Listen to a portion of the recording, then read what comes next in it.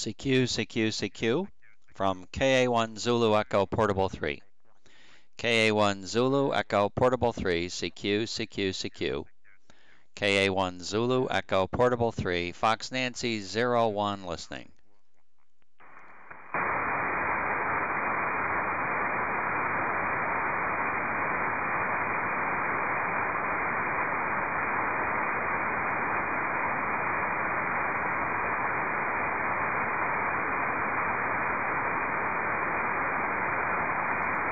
CQ, CQ, CQ from KA1 Zulu Echo Portable 3. KA1 Zulu Echo Portable 3, CQ, CQ, CQ. KA1 Zulu Echo Portable 3 listening.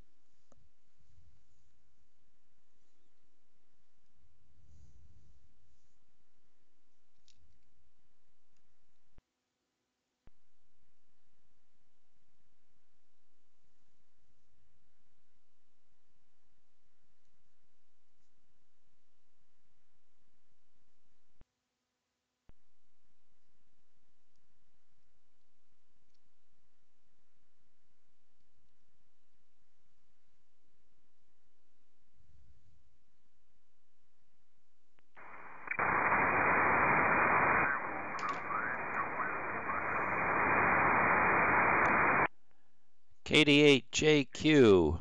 Good morning, Don. Fox Nancy 01. Your contact number 1 this morning. Pretty quiet. Not much heard. Not much heard this morning. Unfortunately, I was watching a little bit of the TV. Wow, you get a lot of bad news on the TV. In any case, the weather in FN01. 55 degrees, and this rain doesn't want to stop. The rain does not want to stop. It looks like it's just training through the area again. Looks like another rainy day in FN01. KD8JQ, KA1 Zulu Echo Portable 3.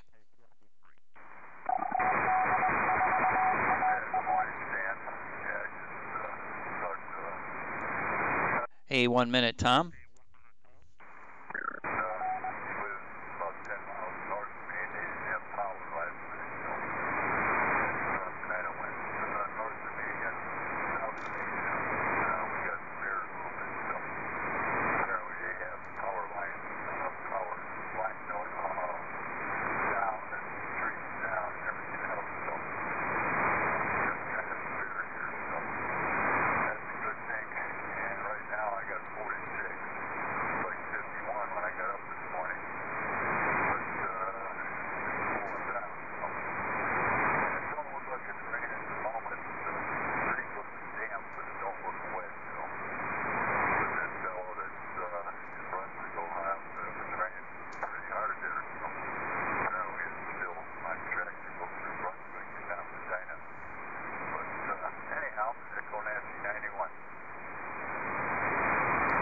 KD8JQ, KA1ZE Portable 3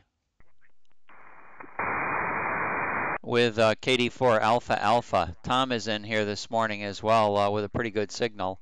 So we'll see. Maybe today's the day you'll be able to catch KD4 AA. Yeah, okay, on that weather. Yeah, that's a funny kind of a training rain situation. It just looks like the rain keeps coming. It's not necessarily moved all that far. Well, let me look at the big picture. I guess it's moved east a little bit. But not too much. It's still coming from down there in Tennessee and going all the way up to the western side of Maine. So it's slowly moving west to east, but there's a lot of rain moving in my direction, I believe.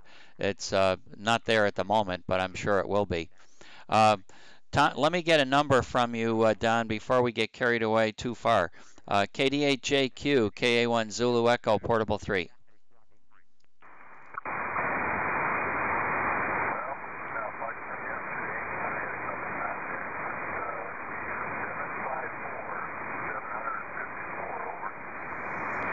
Yeah, okay. Yesterday was a pretty slow day. QSL on the 754. Yeah, there was a bit of activity out east. I didn't see as much activity out west. So naturally, you being out west weren't going to get to work too many of the stations. I didn't hear, I don't think there was any EN70s or anything like that in my log yesterday. All right, we'll stand by a bit. We'll see how KD4AA is doing and what's been happening down in Virginia.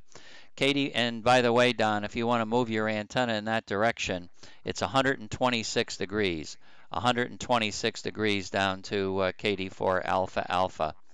KD4 Alpha Alpha, KA1 Zulu Echo Portable 3, over.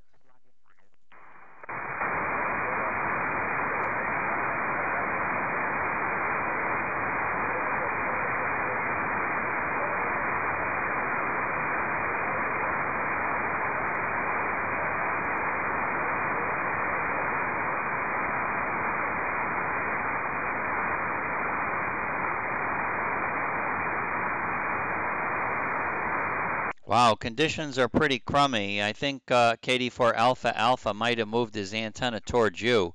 He went away from me, and not hearing him at the moment. I hear him talking, but not understanding him. KD4 Alpha Alpha, KA1 Zulu Echo, Portable 3.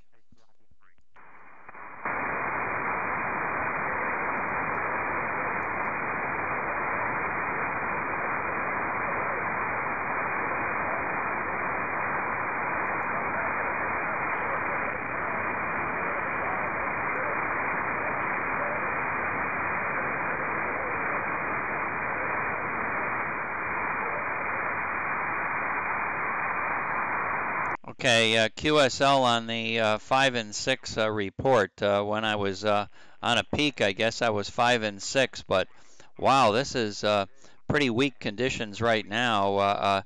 KD4 Alpha Alpha, I might resort to CW, high, but you were sounding good when you checked in, that's for sure. Over.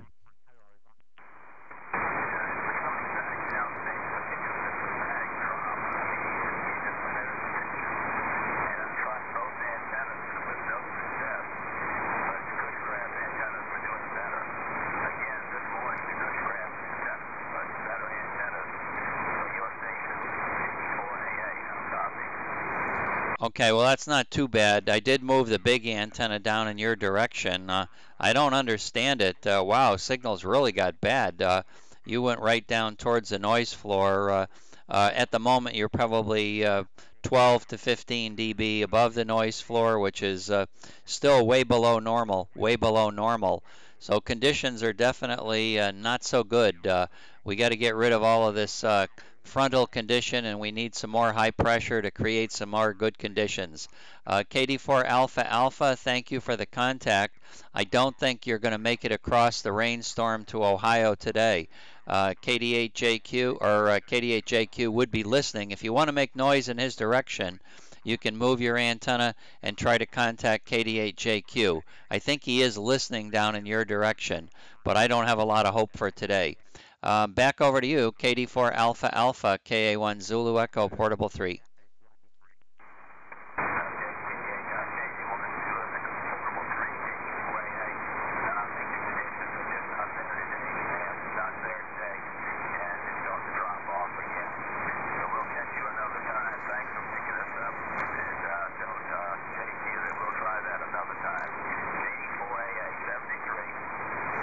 Okay, very good. Yeah, KD8JQ, you can move your antenna back in my direction. Doesn't look like conditions are going to be good enough to even try. This is not a good condition so far. So 73 to you, Tom, and great to get you in the log. Great to get you in the log. KD4 Alpha Alpha, KA1 Zulu Echo, Portable 373.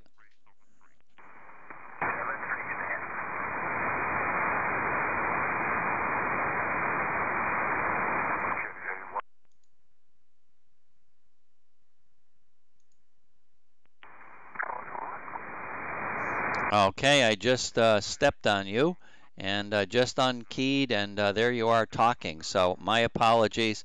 You're coming through good, but I did not. I was on the foot switch too early. Go ahead with your call again.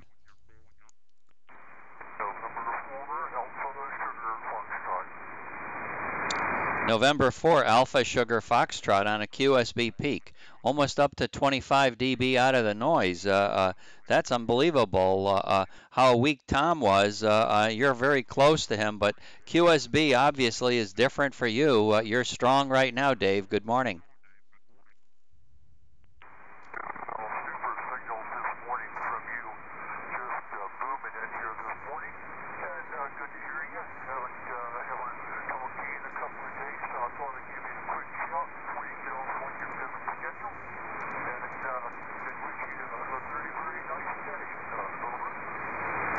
Okay, yeah, I wish you a good day too. Your signal's starting to go down. I don't think I'll have any problems copying you. You started out so strong anyway.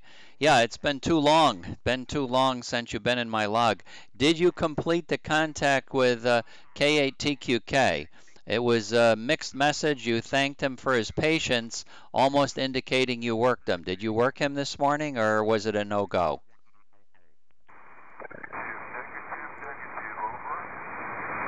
Okay, very good. Well, that would definitely, yeah, that's what it looked like from TQK's message. Okay, thank you so much for getting in my log. Not too busy at the moment.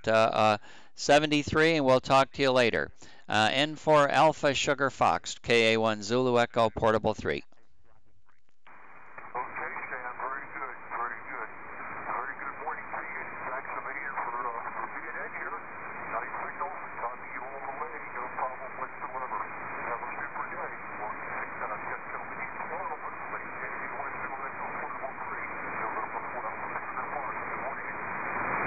Okay, very good. 73 to you, Dave. And are you still listening, KD4AA, Tom? Signal peak up at all? Over.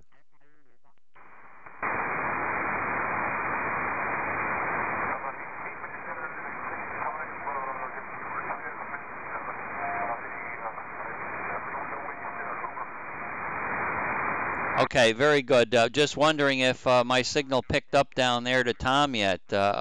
That's all. KA1ZE Portable 3. Tom, any better? Over.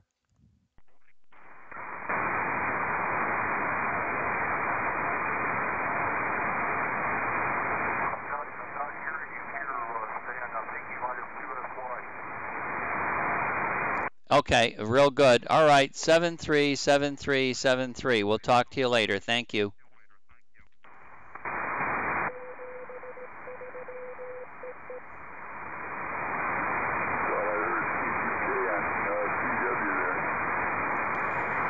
Okay, let me move my antenna a little bit, see if I can pick him up. CQ, CQ, CQ from KA1 Zulu Echo Portable 3. Over.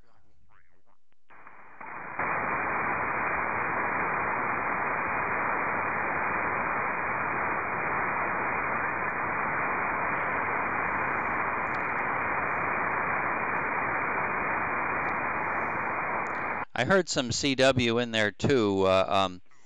QRZ the CW station, QRZ the CW station, KA1 Zulu Echo Portable 3.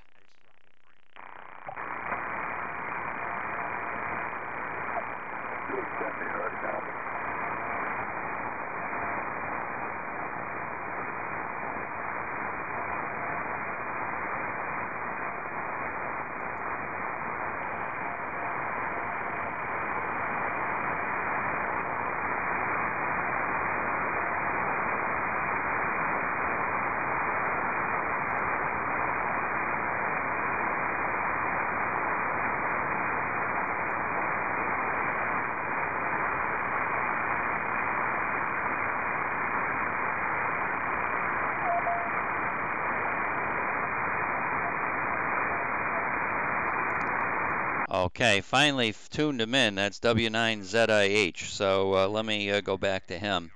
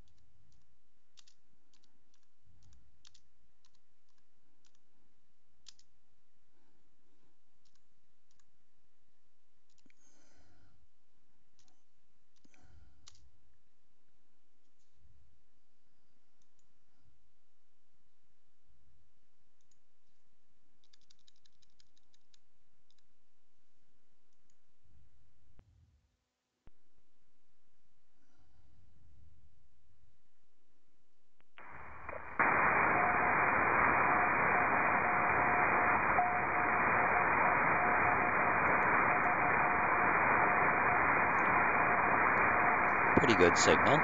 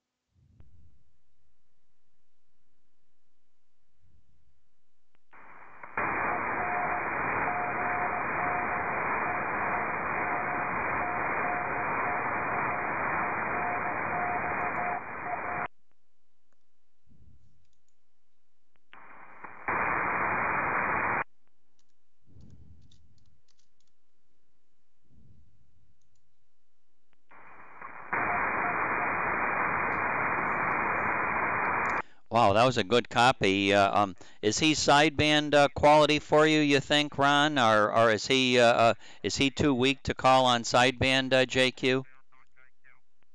I'm surprised I heard him through the back of my antenna, because I was still pointed out at FM17 there, and I heard him. I couldn't distinguish what it was, but when I swung west, I heard better through the back of my antenna because I had 7 noise level going west. Over. Yeah, okay, very good. Well, that was really nice to get Ron in the log this morning. I was very surprised indeed. I heard him with a couple of little dits. Okay, heard a couple of dits, and when I was pointed down at KD4AA, and that was a very small antenna that he was coming through on. So I was real surprised to find him. And luckily, I moved the big antenna out in that direction, so it was just coincidental. KA1 Zulu Echo, Portable 3, CQ, KA1 ZE, Portable 3, over.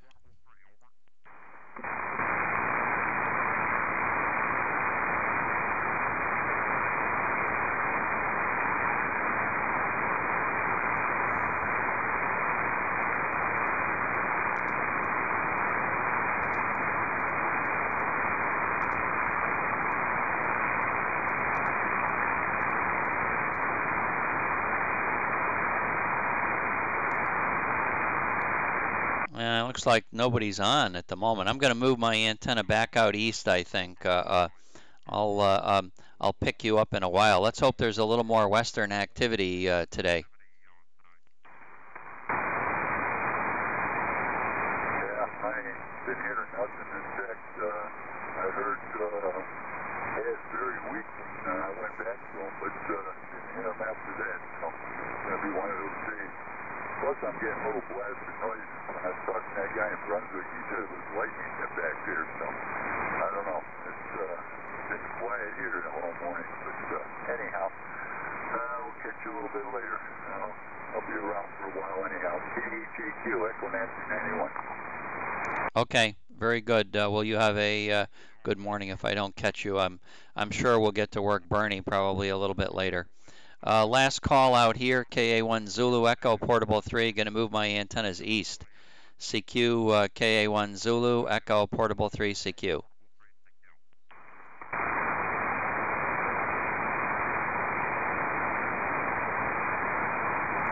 Nada. Moving the antennas.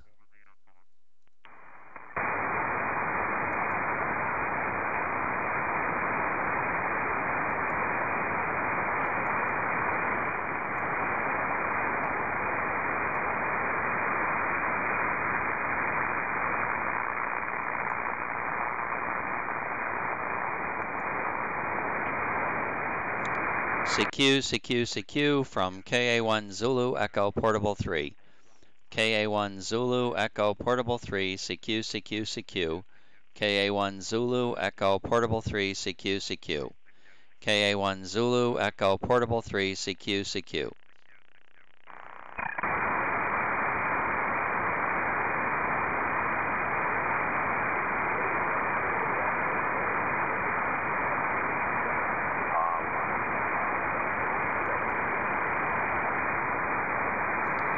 QRZ, QRZ, KA1 Zulu Echo Portable 3, again.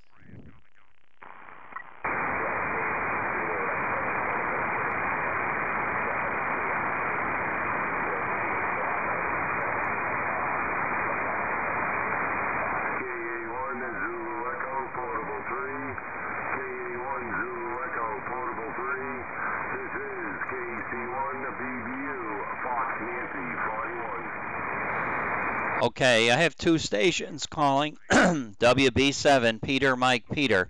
I'll move my antenna your way in a minute, and we have KC1 Bravo Bravo uniform on Cape Cod as well. KC1 Bravo Bravo uniform, KA1 Zulu Echo Portable 3. Good morning, Bob. Over.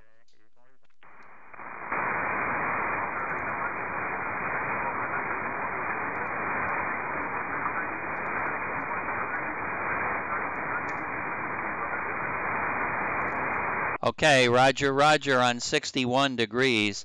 It is 55 degrees and raining in FN01.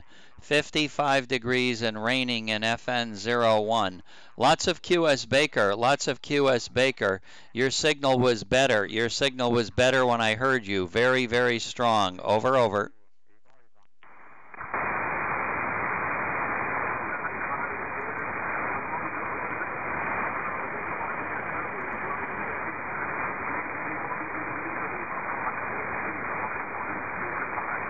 Okay, 73. God bless, Bob. Talk to you later. KA1 Zulu Echo Portable 3. Good morning.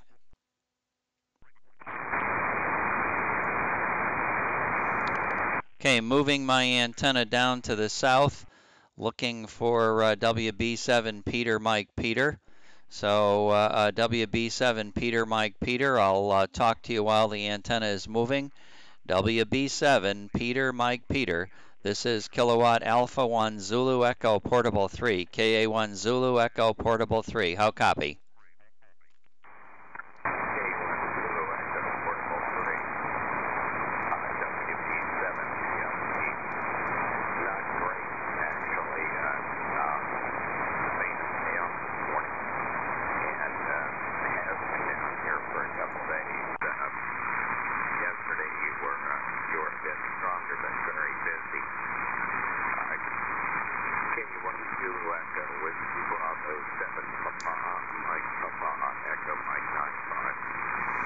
Okay, very solid signal for me. Not as strong as normal. Who knows? Maybe this is the new normal. We find conditions not to be too bad all winter. I do test with W9ZIH out in EN91. I test with him all winter. Last winter, his signal was pretty consistent for most of the time. We did find that conditions on local type stations were up and down much greater than his signal. His signal was down near the noise floor, but consistently in the same place, not going too much above the noise floor and not dipping into the noise too often. So I always found that to be quite interesting, how much QS Baker really affects close-in signals, but the far-away signals not so much. Occasionally QSB affects those as well. That's why we come back to 2 meters. It's just fun stuff. Hi. Where's that rainstorm relative to you? Is it between you or I, or is it getting ready to rain down there? Back over to you. WB7 Peter, Mike, Peter, KA1 Zulu Echo Portable 3. Yeah, K1 Zulu Echo Portable 3, WB7 PMP. Well, we've got a good case of zonal flow going on here, I think, Stan. You guys are getting nailed up there, and then there's a stationary front to the north of it when I looked here a day or so ago. Well, we've got a nice day in process. It's going to be in the mid-70s down here today and sunny from the looks of it. Got morning clouds, which is not unusual for this time of year. But I think they're going to burn off, and maybe I'll get outside and finish the painting I was planning on finishing last week. Yeah, yesterday was very unusual for me in that 2 meters was pretty quiet down here. But I worked W8IF and Whiskey Zulu 8 Delta in Southwest Ohio on 6, and they were they were very consistent, and just about I had the preamp on, but they were 5x5, very solid signal from here the whole time, and I worked turned the antenna south and worked KC8YJB and echo Mike Knight, and so 6 meters is quite good. Couldn't round up anyone just about anywhere on 2 meters, and you were at the 1050 and then I think the sun left the north guy just shut things down here. But 6 was that dynamite to Ohio. I couldn't figure that one out. What do you want to echo sub 3 WB7 PMP? Okay, WB7 PMP KA1 Zulu Echo Portable 3. Well, great on working all of the Ohio stations and down to KZ4RR. Been a long time since I've been on 6 meters, Ron. I think I took down a 6 meter antenna probably 5 years ago is what I'm thinking. Maybe 4 years ago I took it down. It's I like 2 meters a lot better for me. I didn't like the low band feature about 6 meters. I would much rather play with the VHF type features 6 meters had, and concentrate on working meteor scatter stuff. And I always like working the weak signals on troposcatter, also CW and sideband. So it was a fun band. It was a fun band, but boy, when the band opens up, it sure gets clogged up with lots of stuff. I guess now there's lots of FT8 activity there. Somebody told me that the 6 meter band, you could hardly find a sideband CW station. When the band's open, it looks like it's open with lots of FT8 kind of digital stuff coming through.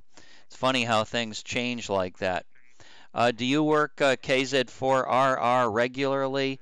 Is he a regular contact for you? And I know he plays around an awful lot with meteor scatter. So are you one of the guys that are on single sideband meteor scatter on that band? Go ahead, Ron.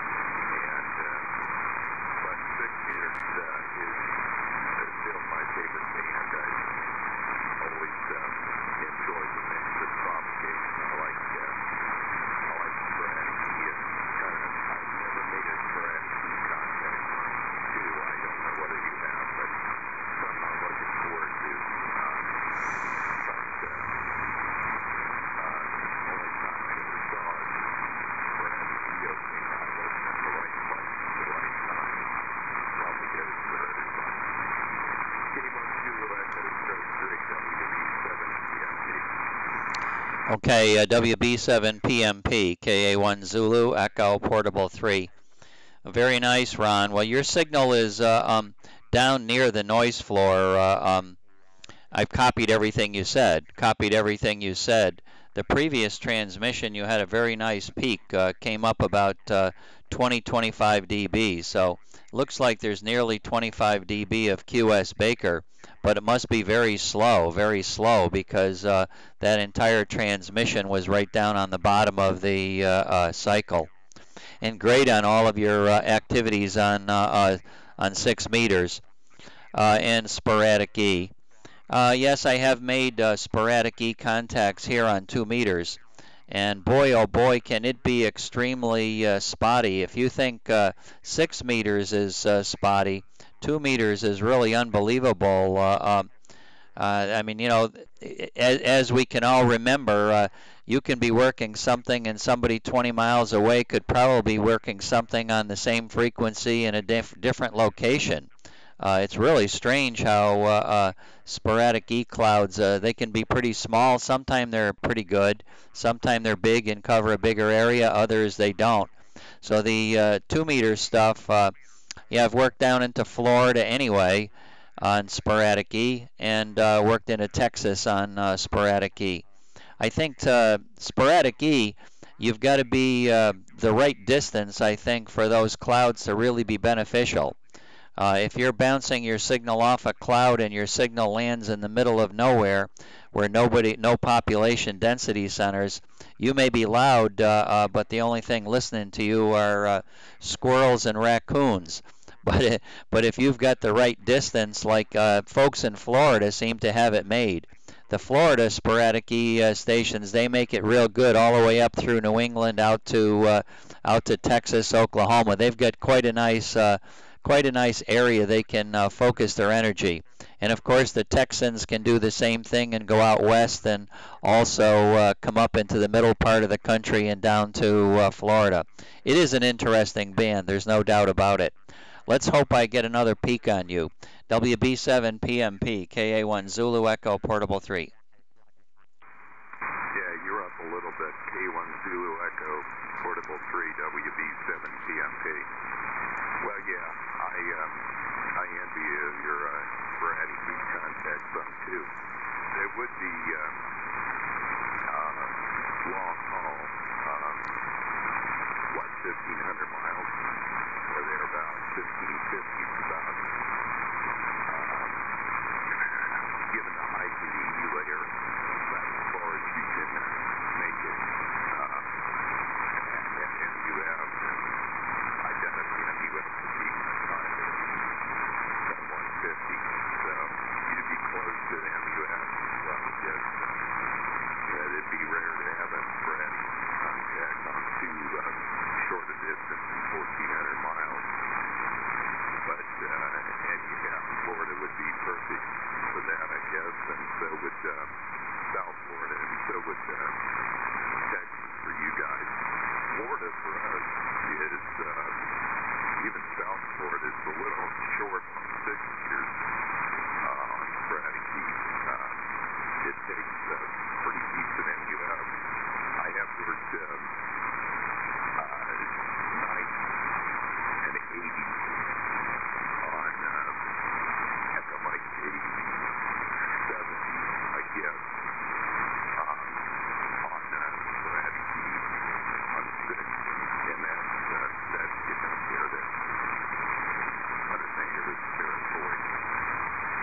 But it would, for us, to when I'm not really a good position, it would be the maritime or, the middle part of the country.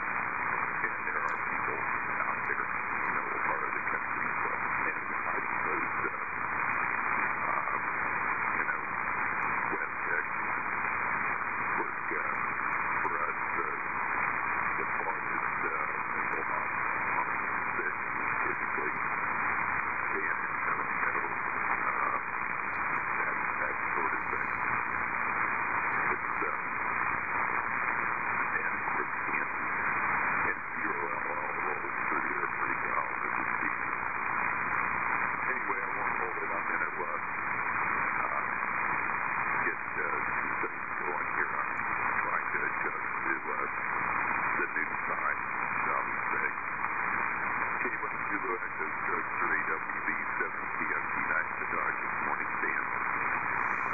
Okay, I got another question for you if you have the time. Just a quick answer is okay. There's a couple people that I remember reading about stacking distances of antennas, and it seems like some of the 6-meter crowd thinks that's a good idea to closely vertical space antennas. And I forget the reasoning they had behind that, but instead of taking advantage of a wider spacing to get a better gain, they have decided that it would be better to put the antennas much closer together, much closer than you would normally stack two antennas vertically. I wonder what your opinion on that is, and what is your 6-meter station? Go ahead. Well, yeah, I mean, not just opinion. You can model what goes on pretty well with UCMax, and that's what I use whenever I consider stacking antennas. Well, you know, whenever you stack antennas, two things happen. One, the element of peace is affected somewhat, and as long as you don't go really, you know, and stack to where you're maybe only getting another dB of forward gain, it's acceptable, even if the antennas aren't flat. And the other thing is, Wait, now that's pretty good. That's my two antennas clean pattern. combined. If you're a little tight on spacing, say, if you were stacking two 5 elements on a 15-foot boom to stack in the half wavelength, you're going to get a really clean pattern, but you're only going to get maybe a dB and a half extra gain. This is the phase angle here, 138 degrees. There is a compromise that I found where if you get go for maybe 2¼ dB or 2½ dB advantage, then you can get a decent stacking distance mechanically and make things work, at least for you know, antennas in the 4 or 5 element range on 6. But people who put up a bigger antenna, I'll tell you, they got some heavy-duty tube up there holding up the unit, and a lot of that stuff is going to have to be, you put up 4-foot gain, you're going to have to go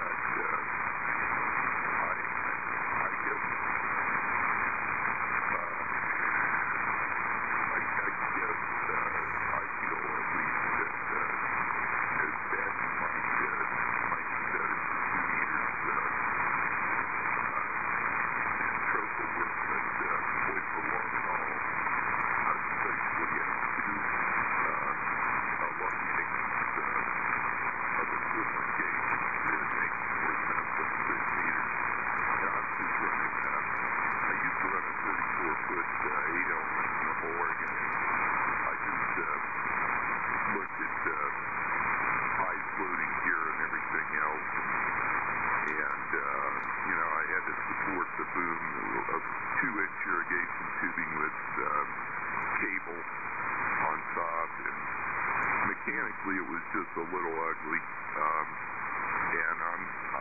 So I'm now down to 24-foot boom, 6 elements, and it's self-supporting and tidy up there, and will withstand a lot of abuse. Go ahead.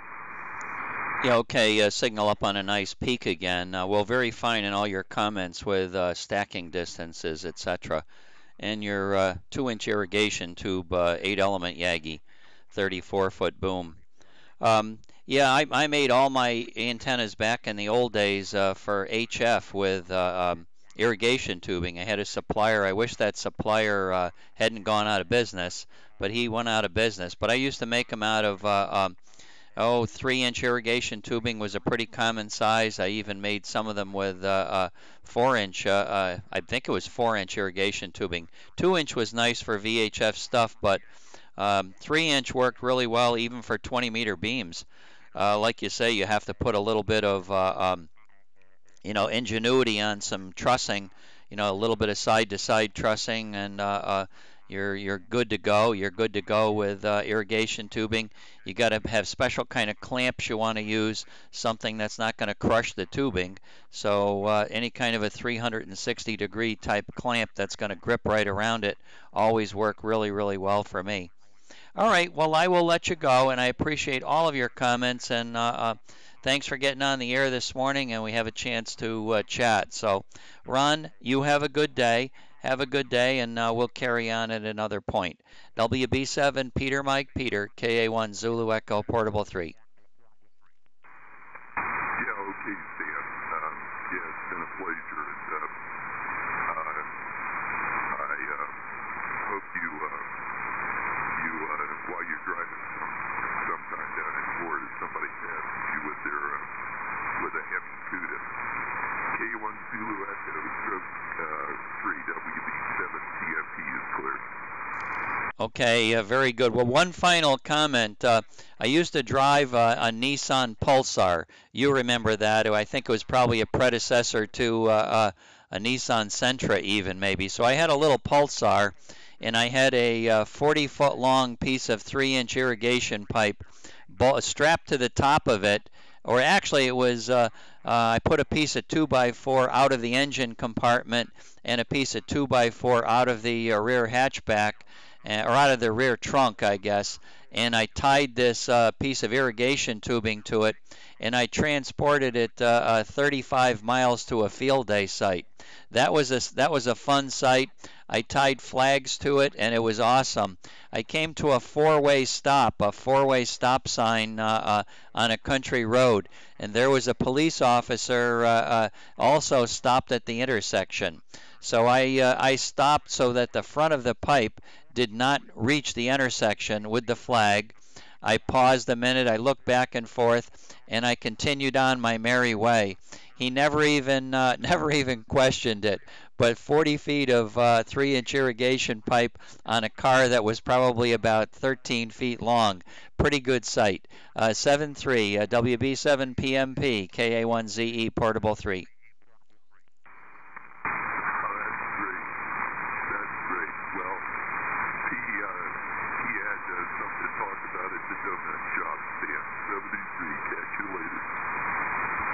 That's 73.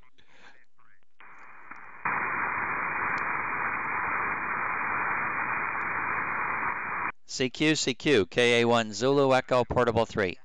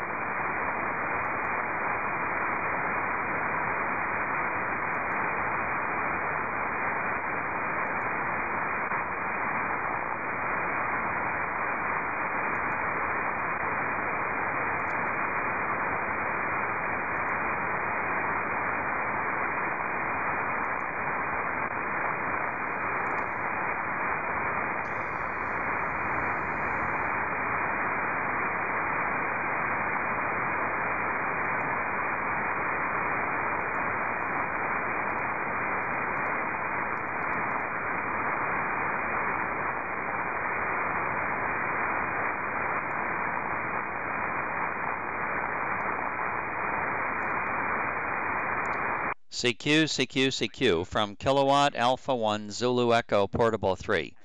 Kilowatt Alpha 1 Zulu Echo Portable 3 CQ, CQ.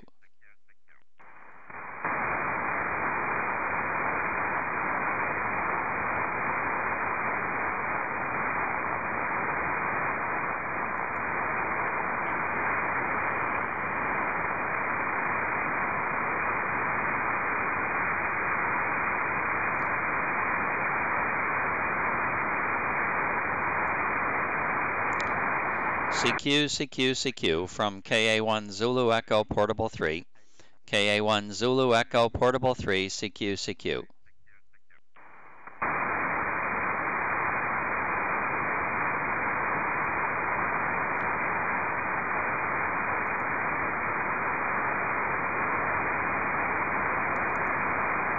CQ, CQ, CQ from KA1 Zulu Echo Portable 3. KA1 Zulu Echo Portable 3 CQ, CQ.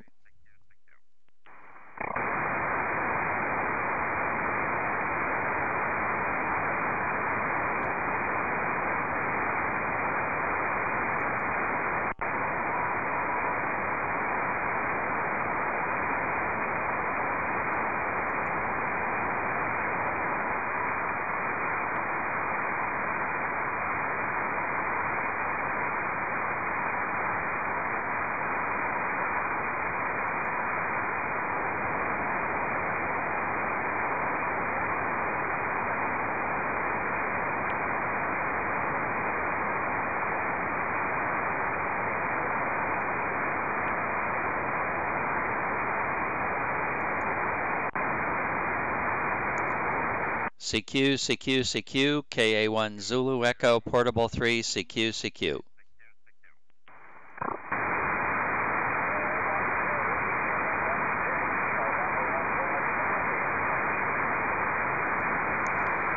Norway 1, Germany, Canada. Norway 1, Germany, Canada from Kilowatt Alpha 1 Zulu Echo Portable 3. Good morning, Gary. A lot of QS Baker this morning. A lot of QS Baker. N1 Germany, Charlie. KA1 Zulu Echo Portable 3 FN01.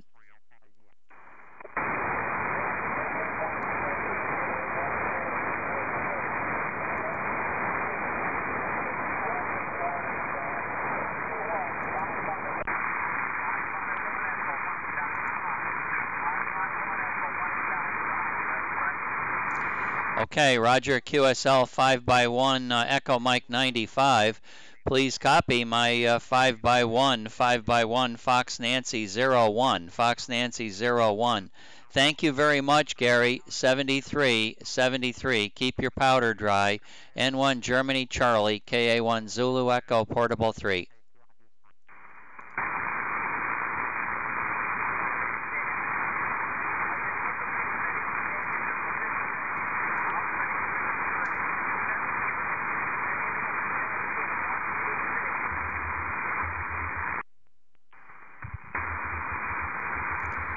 Seven three.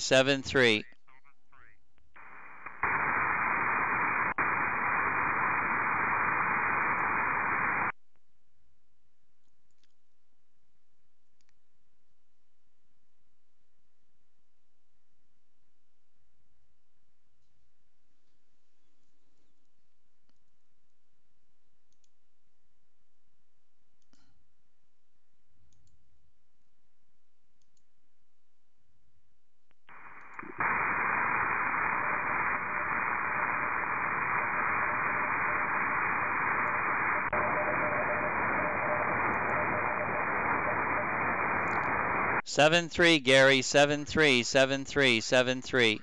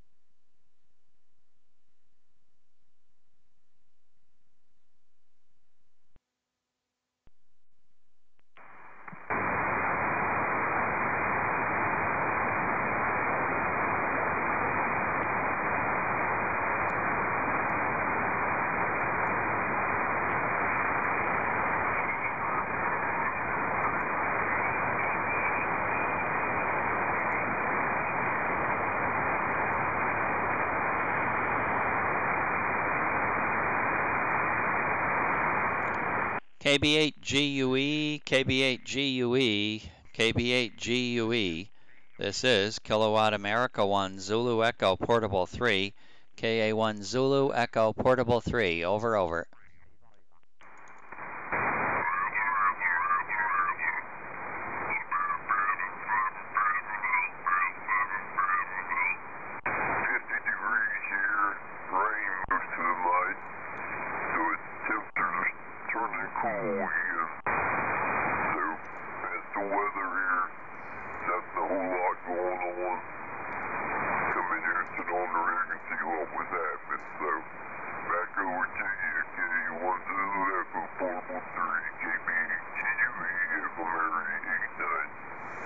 Okay, well, very nice signal, Ron. KB8GUE, KA1 Zulu Echo Portable 3. Really good signal, 25 dB out of the noise anyway. Big signal. Fox Nancy 01, of course, and fine on your weather. Looks like we'll get the same kind of weather. I think you're sending it up towards FN01. That front line seems to be stuck.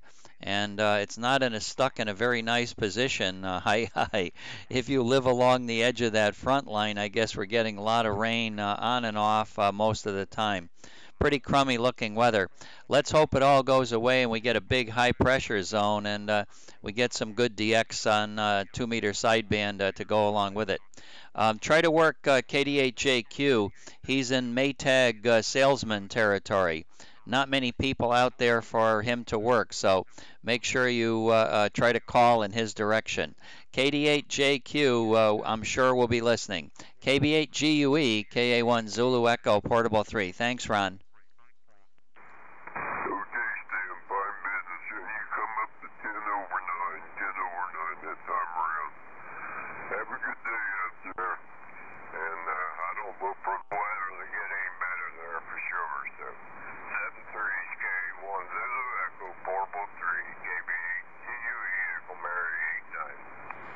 Okay, well, I moved my big antenna in your direction, and there's a huge difference between my big antenna and my lower antenna. Usually the two antennas are fairly close, but the big antenna is at least 6, 7, 8, 9 dB better most of the time.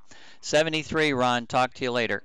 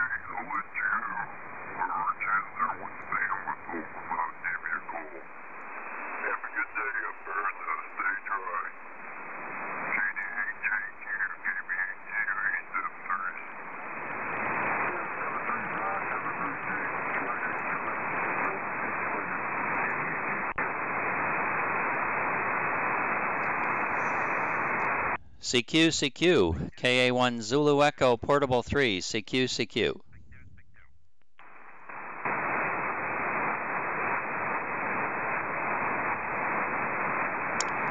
moving the antenna back out east, back out east.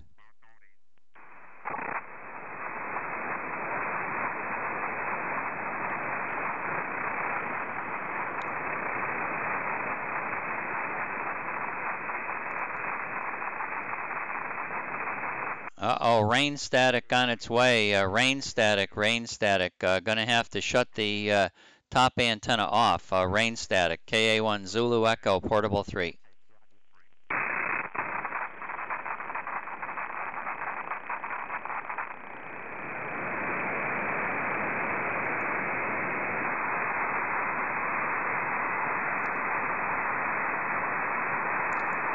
CQ, CQ, CQ, KA1 Zulu Echo, portable 3. KA1 Zulu Echo, portable 3, CQ.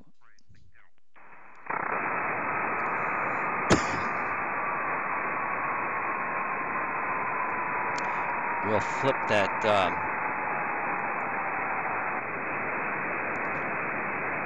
I'll put that top antenna back on. Look at that rain static. Woo-wee. Very solid, 30 dB out of the normal noise floor. That's rain static.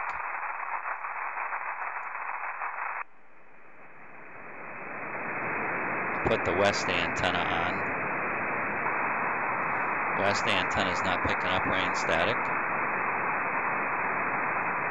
No, the light didn't go on.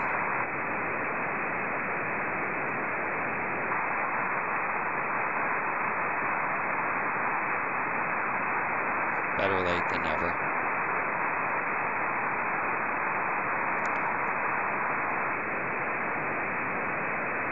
Now we'll try the 2M5WL. A little bit more noise, but no rain static. Looks to me like the when we have rain static, the top antenna, which is this one, picks up all of the, it discharges all of the stuff causing rain static. Wow, that's awful. I'm gonna have to stand by and let this storm pass.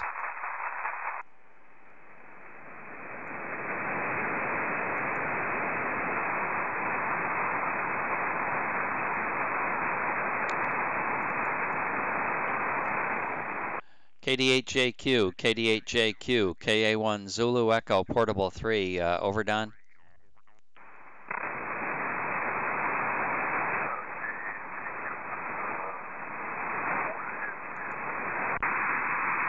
I got a lot of rain static right now. The rain static is 30 decibel level, 30 dB above the normal noise floor with the top antenna.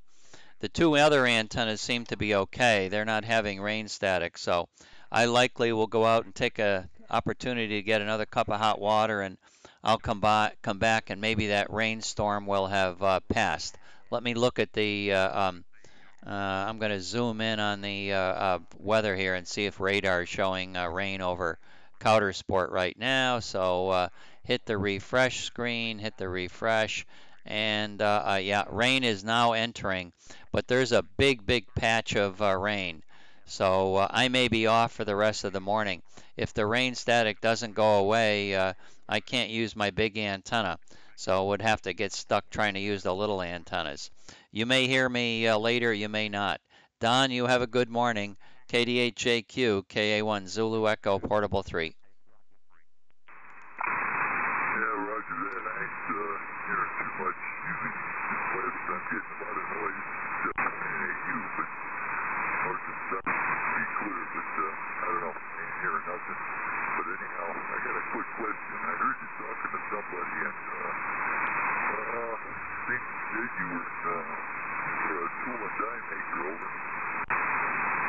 Yes, tool and die maker, tool and gauge actually. We manufactured gauges for Pratt & Whitney, you know, one-piece quantity type things. Occasionally there would be a few more multiples, but yes, that's what I did all my life. My big part of the operation was finished surface grinding. I did a lot of finished surface grinding, Don, over.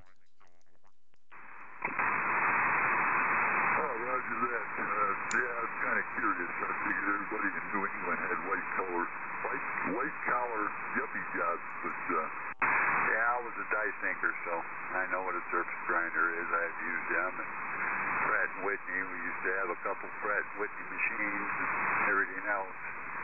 But I did go to New Hampshire one time to try to buy a machine. I think we bought that one in New Hampshire, but that's kind of curious.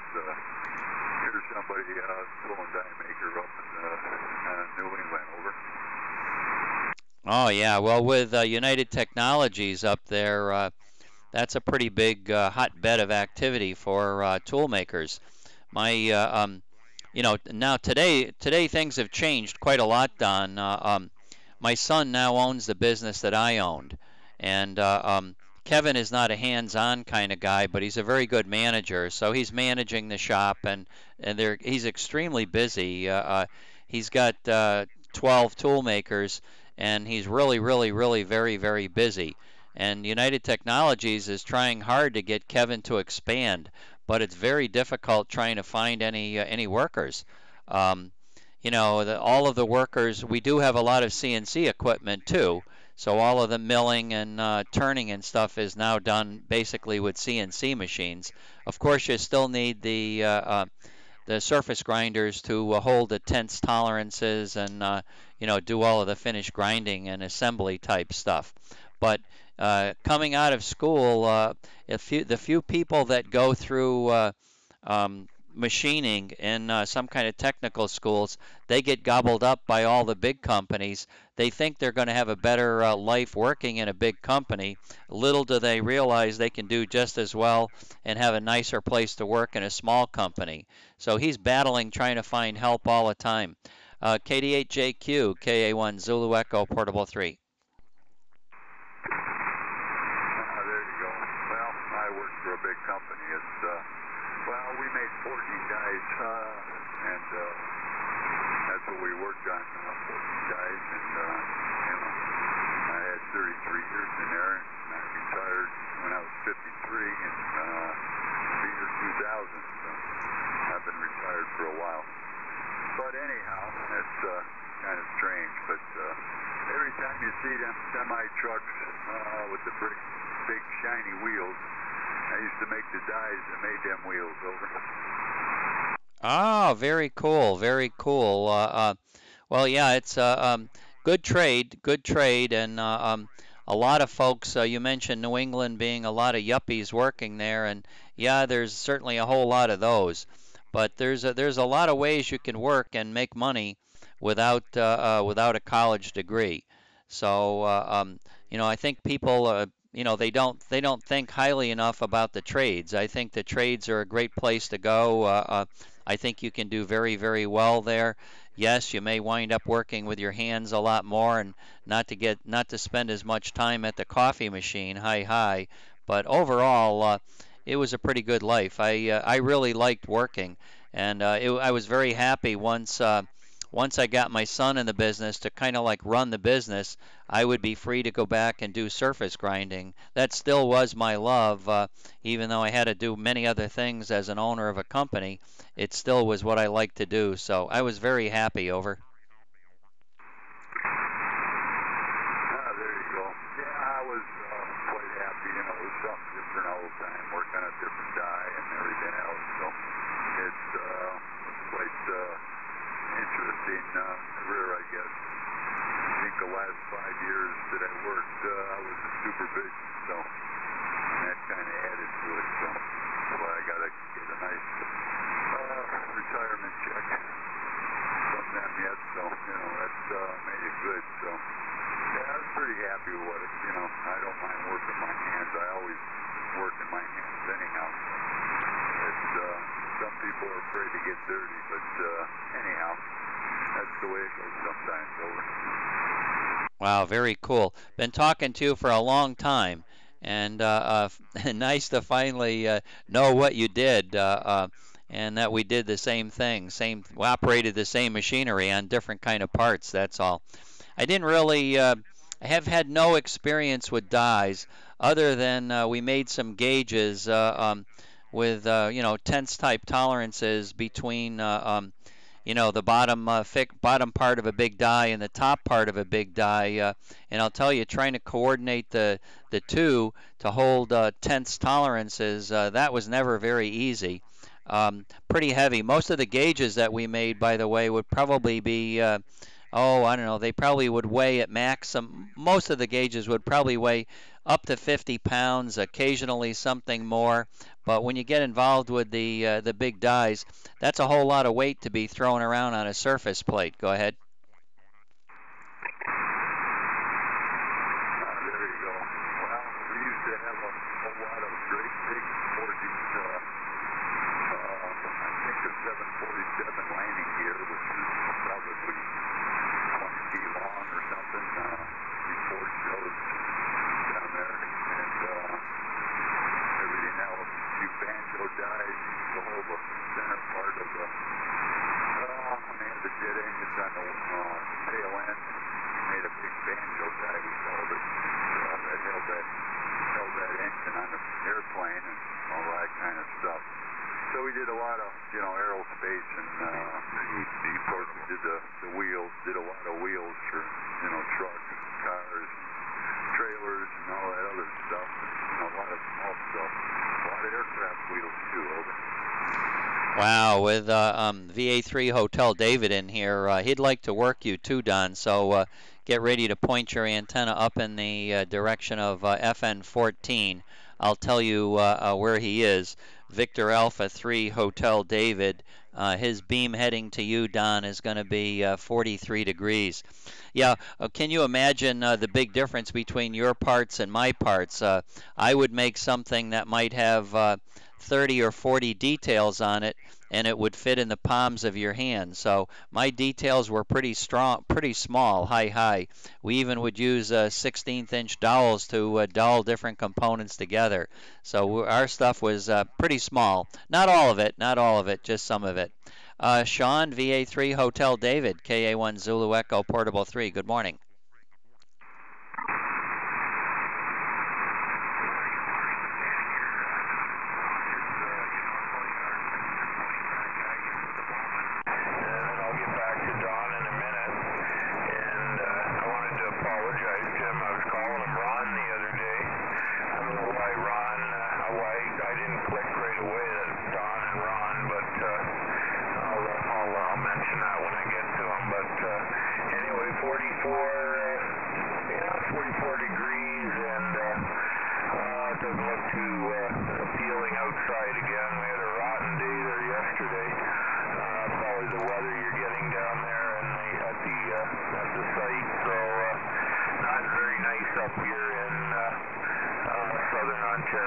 Southeastern Ontario, I guess, where I am. Not very nice today, Stan. Good morning from FN14, VA3HD Portable. Yeah, okay, VA3HD, KA1 Zulu Echo Portable 3. Looks like the big front line has gone by you to the east, but it's been hanging in that same spot now for the last couple days. You know, bringing rain to southeastern Ohio and all the way up through the western part of Maine. Looks like right up over Montreal. Yeah, Don. Yeah, very good. Okay, well, Don's going to be waiting for you because Don collects numbers, so we want to get him up as high as he can for the year. We only got a little over, well, almost 2 months to go. So very good, 73, and yeah, big rain static now in Pennsylvania. VA3HD, KA1 Zulu Echo Portable 3. Yeah, that's what we had yesterday. I was down in the shack yesterday doing some work on my TS790. It was not on the lock on the VCO on 2 meters, and I went in and found the problem. It's one of the tuning capacitors is just a little bit, well, probably dirty. I would imagine it's a 30-year-old radio now, so if I have to replace it, I will, but fortunately just giving it a few turns back and forth seemed to bring it back to life, so I may put that radio back on the air for a while on 2 meters, and managed to get 10 watts out of my 1296 module. It was, when I bought it, it was sitting at about thing because I picked up the 1296 amplifier from AA2DT, formerly N2FKF, a couple of years ago, and I wasn't quite getting 60 watts out of it because of the drive level, so now I should be able to get that out of it. So I got a few things done yesterday. It was nice to actually make some progress. Anyway, I'll turn towards Don and see how he is this morning. 7-3 nice to hear you, Stan, VA3HD. Okay, well, real good on all your projects. Gosh, I miss a lot of that.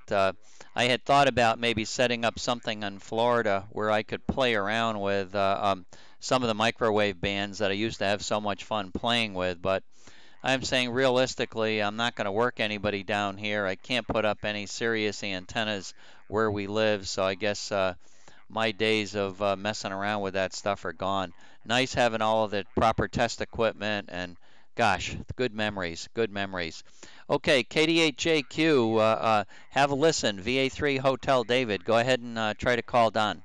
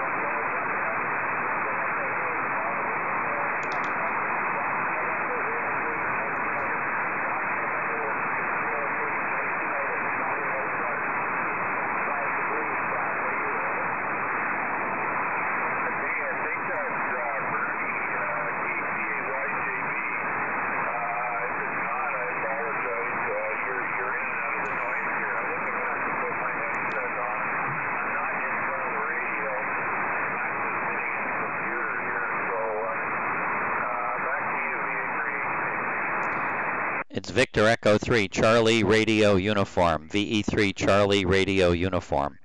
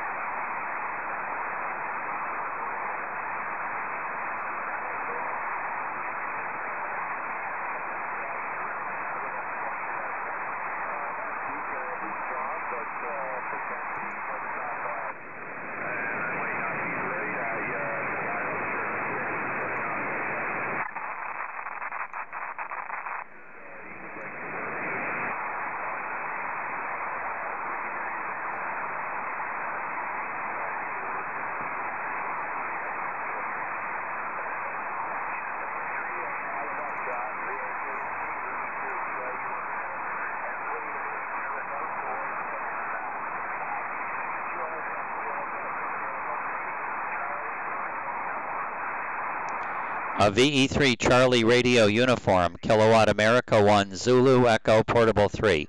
KA1 Zulu Echo Portable 3, over.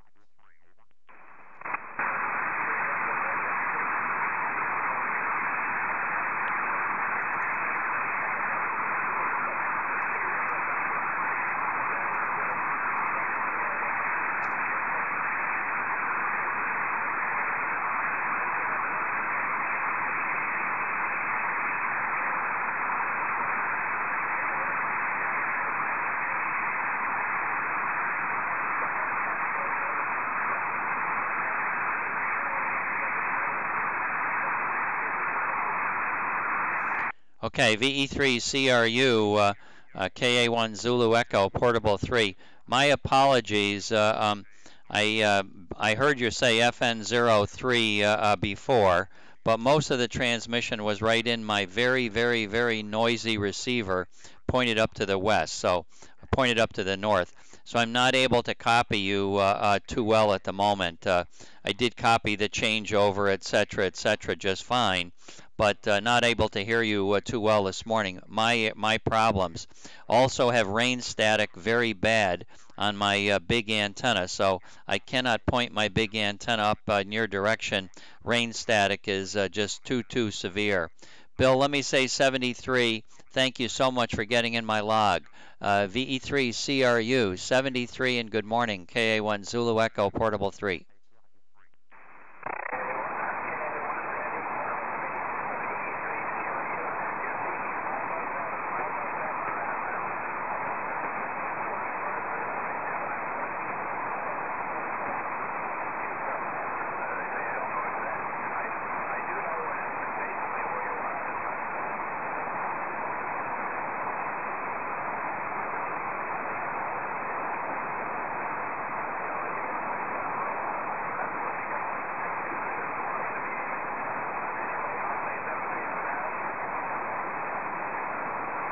Okay, VE3 CRU QSL on the 5-7 report.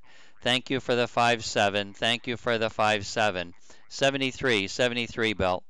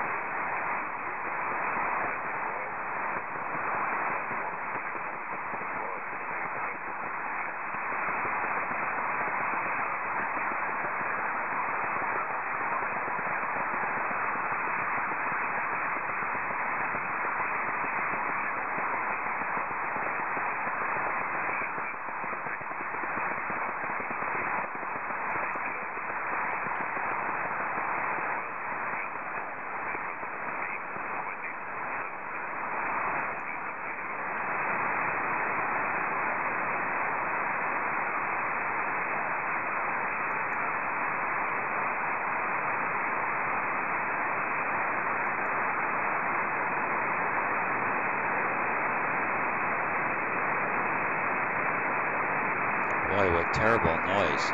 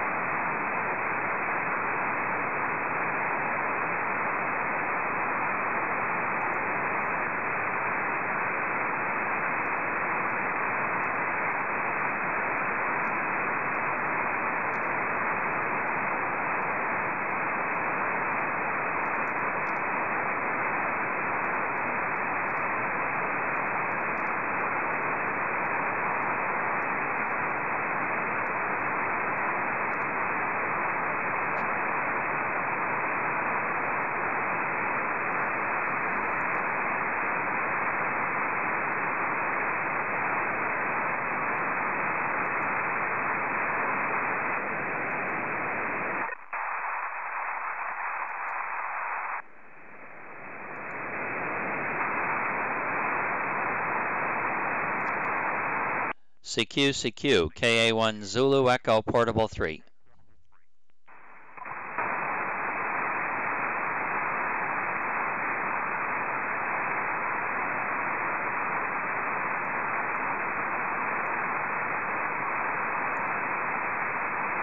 See if I can get W1 COT in my log.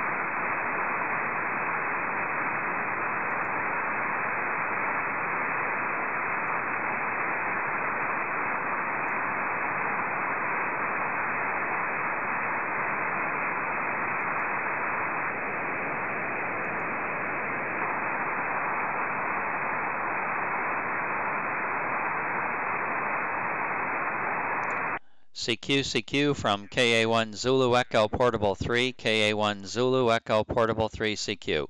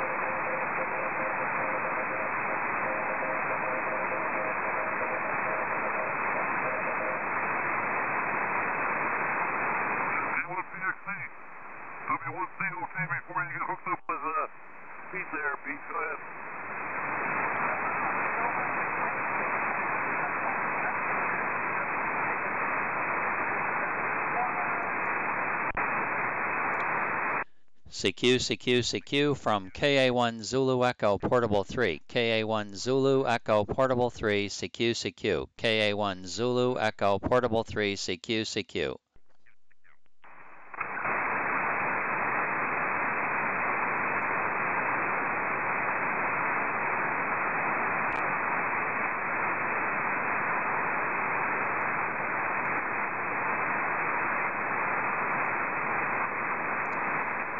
CQ, CQ, CQ from KA1 Zulu Echo Portable 3, KA1 Zulu Echo Portable 3 CQ.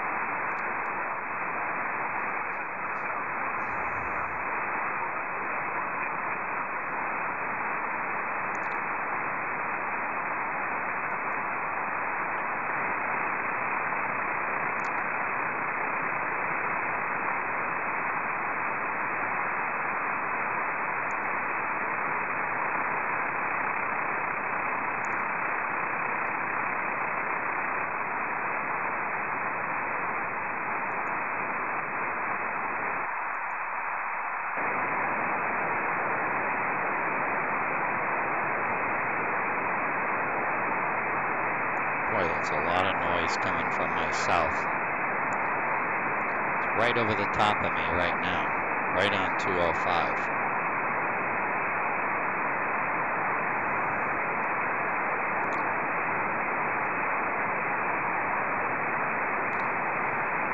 Yeah, it looks like it's about 10 kcs wide, and it's just white noise.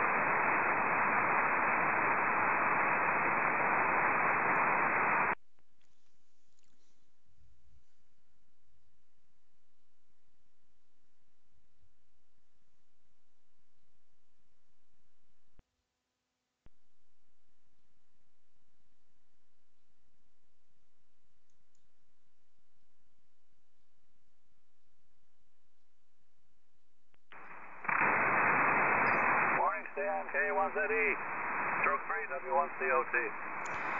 Yeah, W1 Charlie Oscar Tango, KA1 Zulu Echo, Portable 3. I was wondering if I was going to have to go down to 200 to Work, Connecticut. Fox Nancy 01. Go ahead, Bob. A bunch of guys down there. SN31 here, Stan. And, yeah, we were working, Northern Peak. Who else was on down? Oh, and then Ellen was all down there. They got them all three right after another this morning, which is unusual. K1ZE, W1COT. Okay, Bob, extremely weak signal. You called in with a strong signal, but now it's extremely weak. I would say conditions are absolutely terrible. Terrible conditions, Bob. Also have big rain static out here, rain front going right over the top of me. So on and off again, the rain static appears on my top antenna. But your signal is right down near the noise floor and all the way up to about 20 dB out of the noise floor. W1COT, KA1ZE, Portable 3.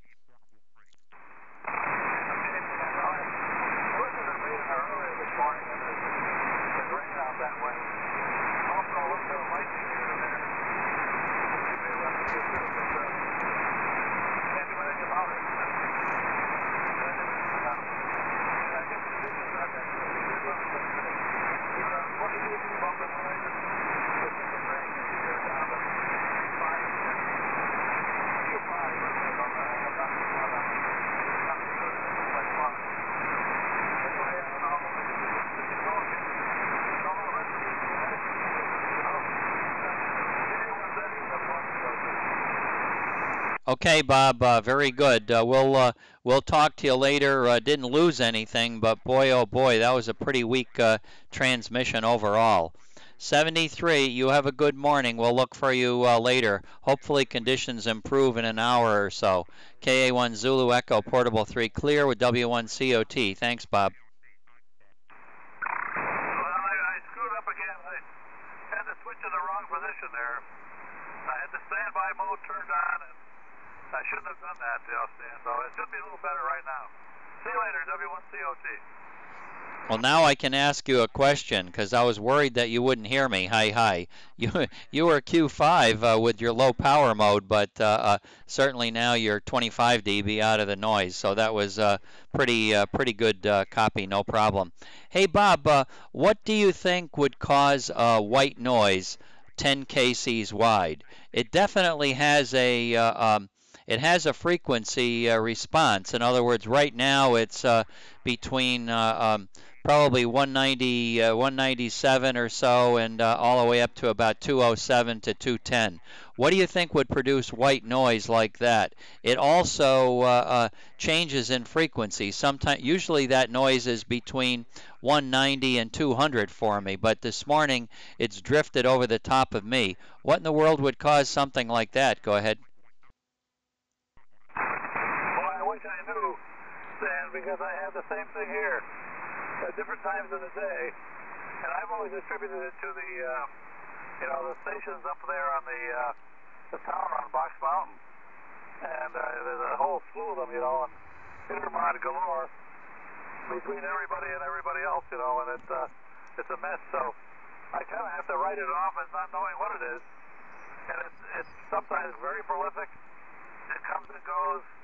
It seems to be related to activity at certain times of the day. So I don't know if it's amateur repeaters or something else causing some kind of mixing, and it's not very stable.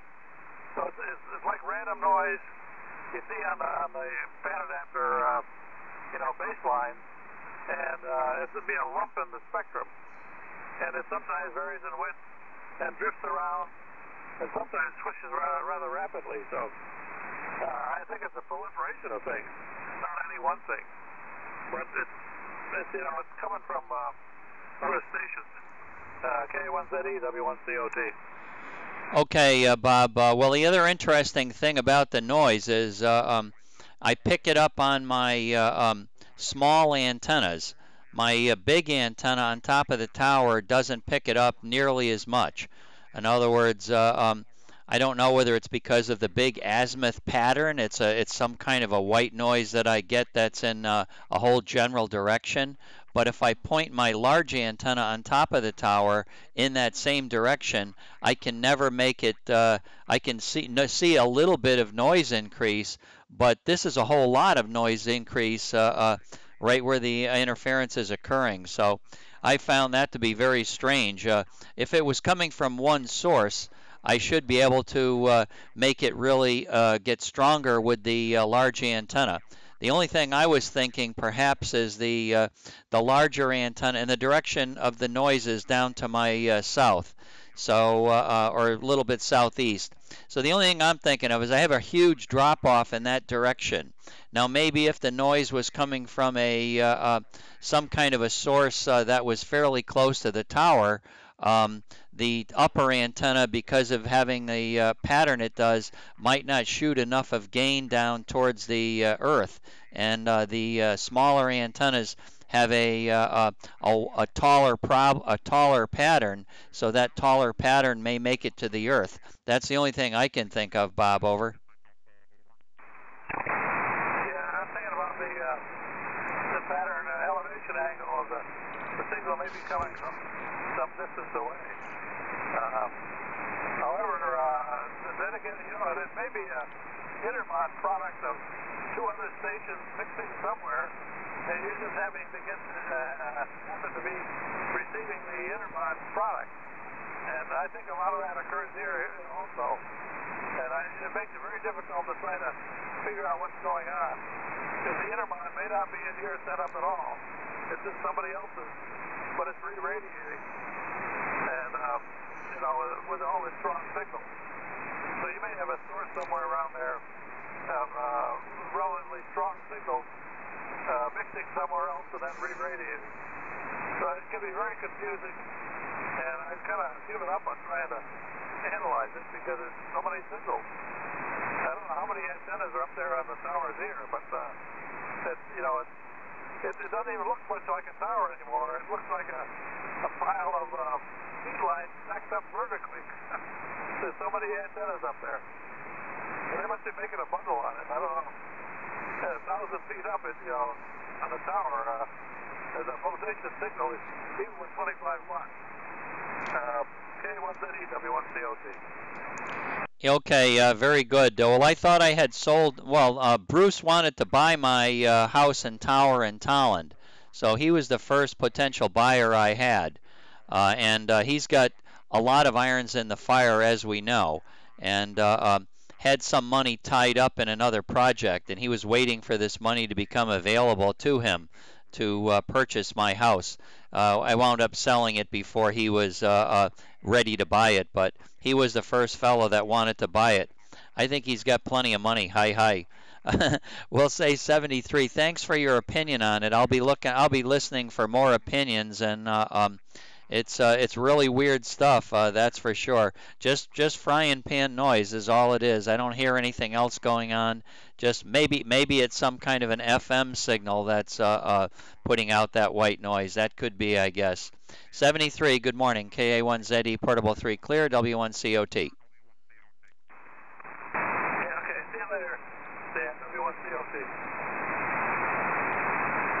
Good morning, Stan. K1ZE, K1IIG. Hi, Steve. K1IIG, KA1 Zulu Echo Portable 3. Boy, I feel very fortunate to be talking to people. With the rain going through Coudersport right now, 15, 20 minutes ago, the rain static was consistent 30 or 40 dB above my normal noise floor across the band with that antenna. The smaller antennas don't have the same problem. It's the top antenna that collects all of that rain static. So right now the rain static's gone. I'm hearing you very good. I'm in FN01. K1IIG, KA1 Zulu Echo Portable 3. Yeah, okay, Sam. Yeah, I heard your description of the situation there. You're talking to Bob. Yeah, I was thinking about that. The bottom antenna picked it up. Could be some kind of ground noise or something coming local. Can you rotate your antennas? Oh yes, I can rotate them, so I can move the antennas and track the source. The weird thing is, as I described, that particular noise definitely comes from the south. I've got two antennas that are lower on the tower. They're actually, I think the difference is the angle that the tower, the radiation angle. The radiation angle on a stack of 4 or 5 element Yagis is quite narrow, but nowhere near as narrow as the 26-foot long stack of 4 vertical antennas on top. That's a very sharp angle in the vertical plane. So my theory was that top antenna that does not pick up the noise nearly as much must be, immune to it, sort of, because it's pointing over the top of it, and this might be down in the valley, and the two antennas with the relatively larger stacking, with the relative stacking angle being bigger on the bottom ones, must be picking it up. But yes, if I move either one of my smaller antennas in that direction, I get the big noise, and if I move them away from that direction, the noise goes away. Oh, okay. I didn't get that. I forgot you can rotate your antenna, so you have narrowed it in the direction. Well, it's obviously not down below in the shaft or any local neighbors creating problems. Well, we don't have spectral purity anymore. The cellular companies have solved that problem. The crap that they spew out, I happen to know I own a cell site, and it's right out my door, so I'm living with noise on certain bands, and they just don't filter very well. So it's kind of tough. And some carriers are worse than others, so that's the it. I sympathize with Bob living near Box Mountain. Those 3 big towers up there. Actually, I'm on one of them. And no discipline in that industry, but the two-way industry. Dan, go ahead. Yeah. Okay. Very good. Well, I switched on the smaller antenna that was pointed down to the south right now, and the noise is it's not horrible. It looks like it peaks about, it's about 10 kcs wide, and immediately it's about 3 dB across the whole area above my normal noise floor, maybe, and in that same direction. The noise drops off once the frequency goes away from the 10 kc window that this noise is coming from. But in the upper part of the 10 kc range, there's a peak of the noise, probably at around 8 kcs up or 7 or 8 kcs up. It peaks up to about, I think, about 5 or 6 dB. So it's not something that's not workable, but there's a lot of stations that you and I both talk to on a regular basis that are really, less than 10 dB above the noise. And once they, once they enter that no man's land there, you're hearing all of that frying pan noise with them. It's just hard to understand it all over. Well, another thought came to mind. You really can't get out there and chase it down, especially when you're so far away. Another thought came to mind. Another culprit that causes, especially on 2 meters, is cable TV companies. You could have could be a leaky coax in there, and when it gets wet, it could be anywhere along their feed lines, which go for tons of miles. Good luck on that one, Stan. Well, I'll let you go and clear off frequency here, and we'll catch on over there some other time, Stan. I got to go back to the bench here. I got a programming problem with the radio. Can't seem to get it to like me. K1ZE, K1IIG. Good luck. Okay, super. Well, really nice signal. Your signal was very strong most of the time. So thank you very much. Thank you. And yeah, thanks for the comments. I've been plagued with a noise for a long, long time now. And, you work around it. For me, it's not as bad as other types of noise. I can change frequencies and get away from it totally. And normally that noise is centered around 195, so it's not up here bothering me on 205 at all. Today just happens to be the day that it's drifted higher. Maybe it'll drift out of the 205 range and go up higher in frequency or move back to where it was. 73, you have a good morning and good luck with solving your problem. K1IIG, KA1ZE, Portable 3. Okay, Stan. I got a little bit of packet loss on you today. Catch you later, K1IIG. K1 Zulu Echo, K1 PXE. Got another problem, me. Okay, K1 Peter X-ray, easy. You are no problem at all, Pete. I'm in Fox Nancy 01. Go ahead.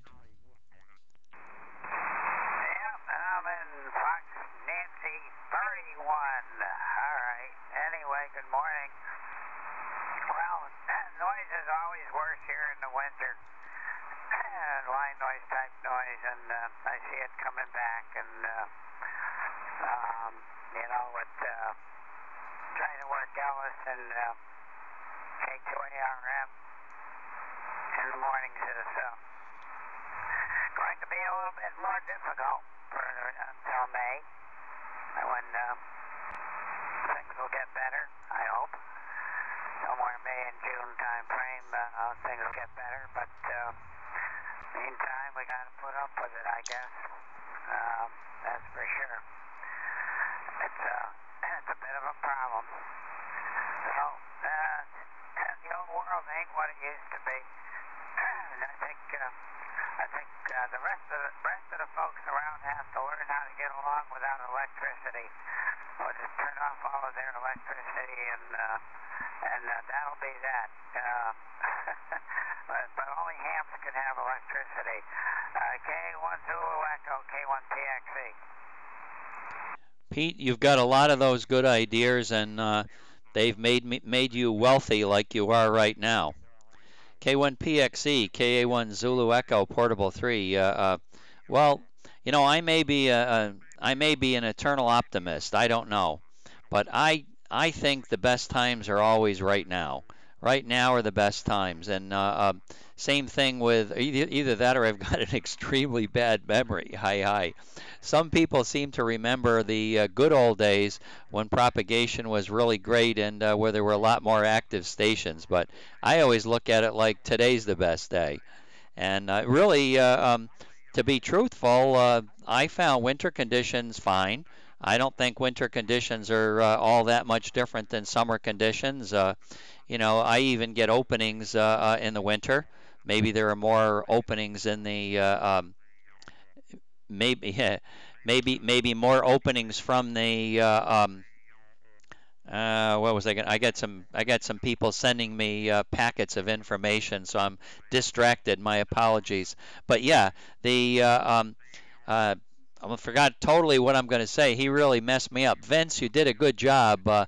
Vince is not hearing any audio from any stations on live stream, so he's reporting that to me, Pete.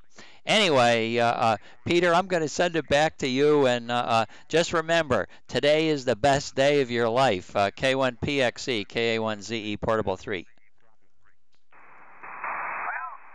certainly it's the day you're dealt with. You got to deal with it as best you can, I guess. That's for sure. Vince, are you hearing anything yet? It looks like the audio's going out. Up here anymore. This neck of the woods, we don't worry about them. We never get them, so don't have to be alert for them or anything. We just don't get them anymore. I'm looking at the live stream, and it looks like it's broadcasting it. They're all gone. Days of openings, no auroras. High noise level. The best day we got dealt, we're getting dealt with. Vince, everything looks good. I wonder what this deal is. For sure. So anyway, I'm not getting distracted by anyone on the chat page. I don't know if I explained to you that and I haven't tried it recently. I need to sit down and play with it sometime. I don't have any time to do that right now. That would be at the bottom of my list, maybe over the holidays or something. I don't know. But I don't think my screen reader current one is going to work out too good with the chat page these days. I don't know why. But I'll have to play with it a little bit more. And there's another screen reader coming along here that may work a lot better. So we'll see what happens. Anyway, that's the story. And won't hold you, let you go fix your audio. We wouldn't want people to not be able to hear you. That's for sure. I don't care whether they can see you or not, but I want them to be able to hear you and hear me. And you know what you need to do too when you're working somebody like me or Jay or somebody that you work all the time is that you know. Okay, it looks normal. It looks normal. I'll figure a way to get the picture to flop up in my transmission, you know, from my picture or Jay's picture when it comes up there. How you could get it to do that automatically? That would be cool. Something to think about. K1ZE. There's another good idea that's going to get me rich. K1ZE, K1PXE. Okay, Peter, very good. Well, the problem Vince is reporting is they hear me fine. They just don't hear anybody but me, or he doesn't. But VE3EU, Paul is reporting that it sounds perfect there, so he's hearing it okay, and must be. I think there's a lot of there's a lot of information being passed back and forth between YouTube and the station receiving it. So I think, Vince, if you're hearing me, maybe it's got something to do with the internet connection going out of YouTube or something. Don't know what to say, but Paul, VE3EU, is reporting it sounds normal. It sounds like it always does.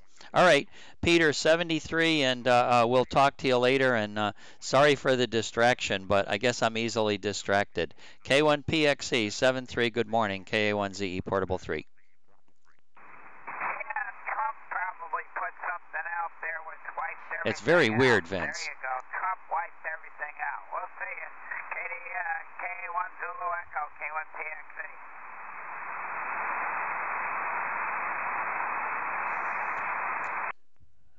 Okay, Vince, why don't you try logging out? Try logging out, Vince, and then log back in. Yeah, Paul's not at the station. He's just at home listening. Okay. So if I had something going here, I could work him via the station, K1PXE.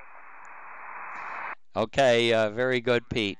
Yeah, well, if I get this thing mumble working again, that'll be good, because I can have Paul or anybody else talk on the radio.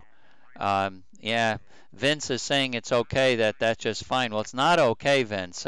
Log out of YouTube and go back in it. Maybe there's something with the connection that'll pick back up. Nobody wants to just listen to me, that's for sure. You got to listen to the other guys. But with Mumble, Pete, I think I could have probably like 10 or 20 people all talking at the same time. So whatever I'm hearing would also be transmitted on Mumble and therefore transmitted into my station in FN01. Wouldn't that be that would be a pileup? You could have a pileup coming from one transmitter. Oh boy! They can't really count that as a contact, though. But they'd all have to be FN01s. Oh well, I don't know. But you know, the first satellite that they put up way back in 1961 or something like that, when I first, no, 62, when I first got on 2 meters, it had an in-band translator on 2 meters. And I'm surprised nobody has set up a ground station in-band translator. And so you get into it and you listen on the output of the downlink translator, and it would just be like a regular sideband contact to a translator. I'm surprised nobody. I'm not sure if it's even legal to do it on the ground or not. Maybe it's not legal. I don't know. But either that or the automatic with CW. When it hears, when the thing hears you, it actually works like the Russian things they have on the Russian satellites. The automatic thing. I don't see why, nobody's done anything like that. Anyway, but I'm not going to do it, but, somebody smarter than me. K1ZE and less lazy than me. K1PXE. Okay, Pete. Well, Gary said to say hello. Gary said you sound fine. And yeah, very cool on all your comments with the satellite translators and all of that. I never really got into any of that. But I never really got into repeaters either. So that's a whole. Well, I did have a repeater at my house, didn't I? I had a 222 repeater at my house. That was kind of fun. That was kind of fun driving around in a car. But haven't done anything with that sort of thing in a long, long time. All right, Pete. 73. We'll see if anybody else is in here, and then I'll check out. I guess it's pretty early right now, but not many stations on the band. CQ from KA1 Zulu Echo Portable 3. KA1 Zulu Echo Portable 3 from Whiskey Alpha 1 Echo Alpha Zulu. Okay, K1 VDF and WA1 EAZ, KA1 Zulu Echo Portable 3. Good morning, WA1 Echo Alpha Zulu heard first. Fox Nancy 01. Over, John. Roger, Stan. KA1 Zulu Echo Portable 3, WA1 EAZ. Hearing you very well this morning, Stan. Good 5, 7 to 8 here in Fox Nancy 42. And not hearing a whole lot else, so you're about it right now. K1 Zulu Echo Portable 3, WA1 EAZ. Okay, very good, John. Well, I'll fix that. I'll make these guys an FN31 pointed FN42, and they'll get to work you too. So thank you very much. Your signal also about a 5 and 8. Well, about 20 dB out of the noise right now. Good signal, good signal.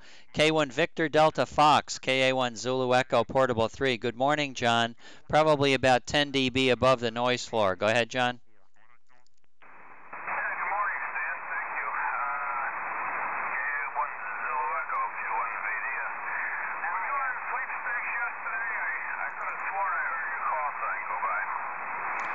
Now, I don't do sweepstakes, no low band capabilities. Maybe it was Kilo 1 Zulu Echo, Zulu Echo. Maybe it was Ed Shackleton, K1 Zulu Echo. Might have been him, and he's up probably in FN 41, northeastern Connecticut. Over.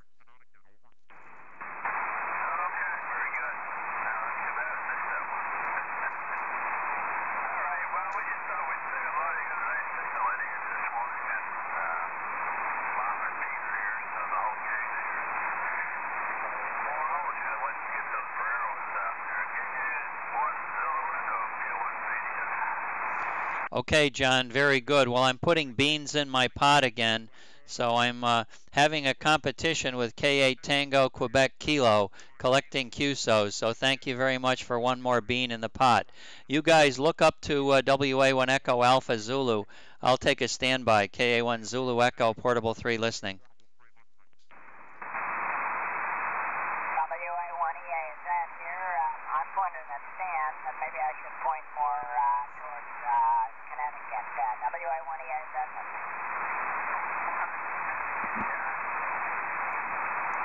QRZ again? QRZ, WA1EA. Oh, there we go. WA1EA.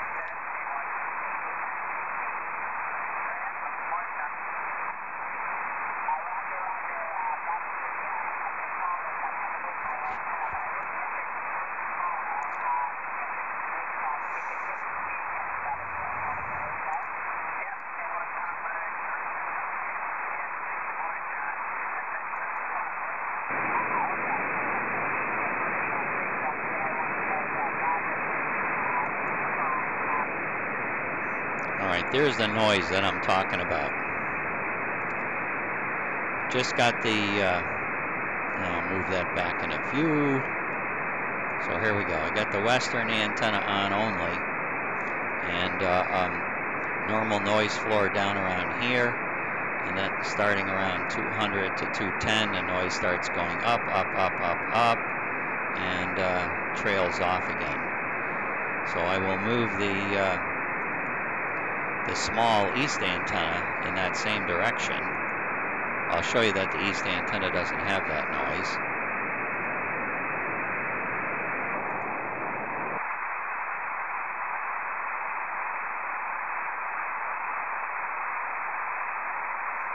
Okay, the east antenna is picking up that noise right now. Not very much, but it's picking it up. So I'm going to move it away from there and see if that noise goes away.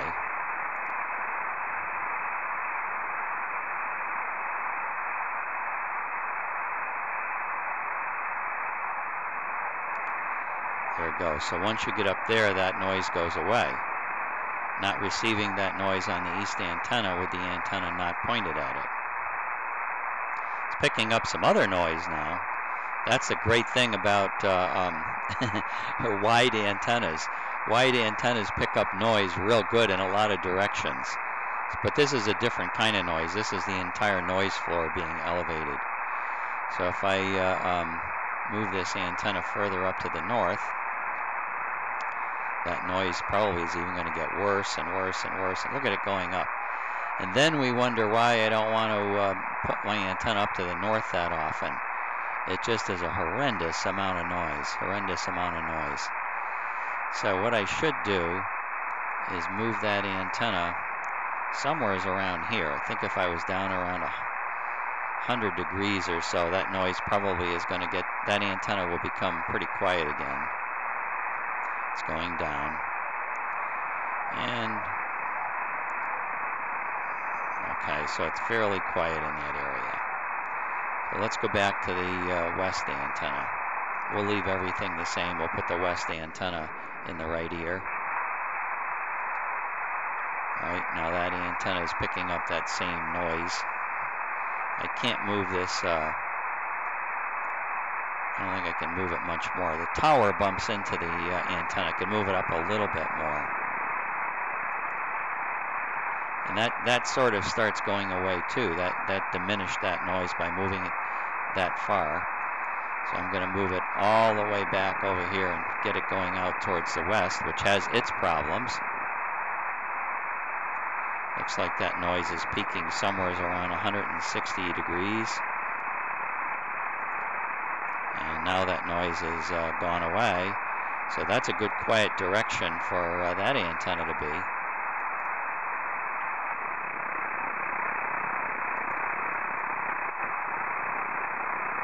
We'll leave it in that quiet direction. Now we'll do an experiment with the big antenna. There's the big antenna pointed out to the east. So I'm predicting that that noise is going to come up, but not so big when that antenna gets down around 165 degrees. Well, look at that noise it's picking up there. Okay, that's internal, something to do with the rotation of that antenna. That wasn't a real noise at all. But I'm having trouble even finding that noise on the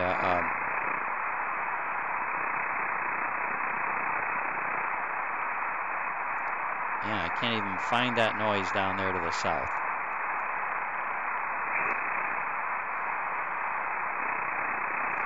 So that must be coming from, must be because of the angle of radiation of that antenna. Sharper pattern, higher, I don't know. This is, excuse me, I'm dying. All right, well that's kind of got the noise right there. We can see the signal level here is up a little bit. Let me pop this up here. I can increase the gain there. Bring this down a little bit so we can see where the this is only 2 dB, 4 dBs taller there. So this is only about 2 dB stronger than the normal noise floor, which is down in this area here. So if I move that, I'll move that over here to the east somewhere and see if that noise floor flattens out.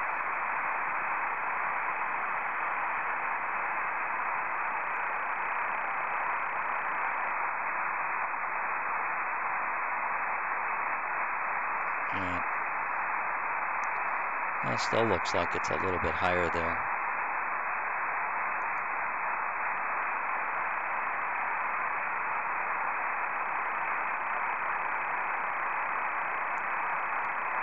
But we'll now kick in the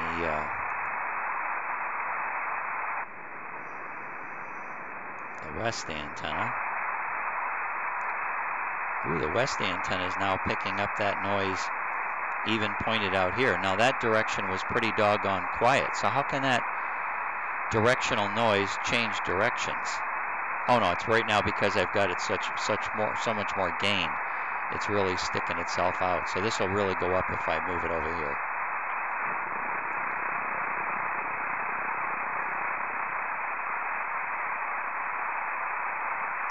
Yeah, it moves the pretty significant. Again, anybody listening? Hello, hello. Okay. Not recommended. Your audio is fine. All right. Good morning, all listening on the stream. Very good, Sean. All right, now more tutelage here. Linrad receiver and noise blanker. Well, if a signal is strong enough, it will be eliminated from the circuit that removes noise. And when it happens that way, the stronger signals don't kill the noise blankers in Linrad like they do in a conventional receiver. So you can see that all of this area of red, which is only a few dB higher than the noise floor, is red. That red indicates all signals that are not entering the noise blanker. From the white signal right here is entering the noise blanker, and it's at that same intensity, but it's entering it because it's right in the pass band of the receiver. So it's right in the 2.45 KC pass band that I've selected for the receiver. So that is going into the noise blanker. The higher signal level here down to here is not going into the blanker circuit at all. And there aren't any signals over here that are strong enough to enter the noise blanker. I can move all of those numbers around, and I can make it so that the whole noise floor doesn't enter the noise blanker. I can move that down. So now everything is pretty much red dots and not in the noise blanker. Or I can move it up so that only certain signals are eliminated. You can decide yourself which ones you want eliminated and which ones you don't. So I'll move that bar up here. I'll move the blue bar up here. Now nothing is entering the noise blanker. All signals being received, the entire receiving spectrum is going into the noise blanker. So this would be more subject to noise blanking problems. I'm going to move these back down there where they belong. I'll make some more noise. Put my antennas on.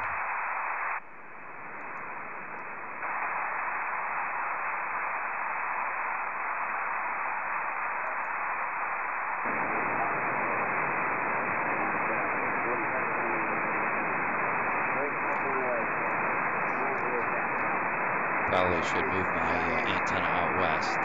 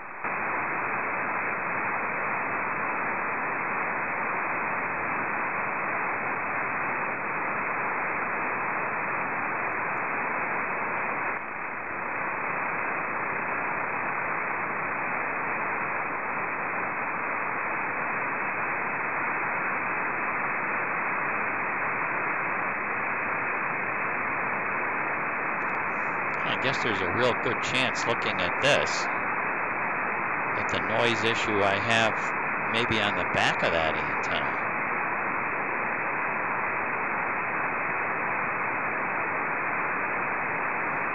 Maybe it's not coming from the south. Maybe it's coming from the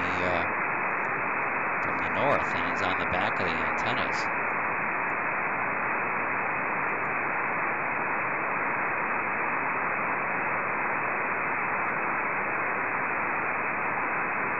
That definitely has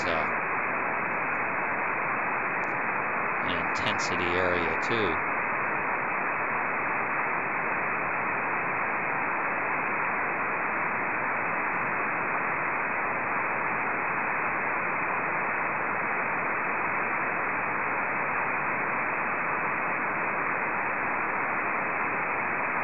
But that noise is so high. That's 15 dB above the noise floor. Let's see what it is over here. It's still 14 dB above the noise floor, so it's not related so much to frequency here. 15 there.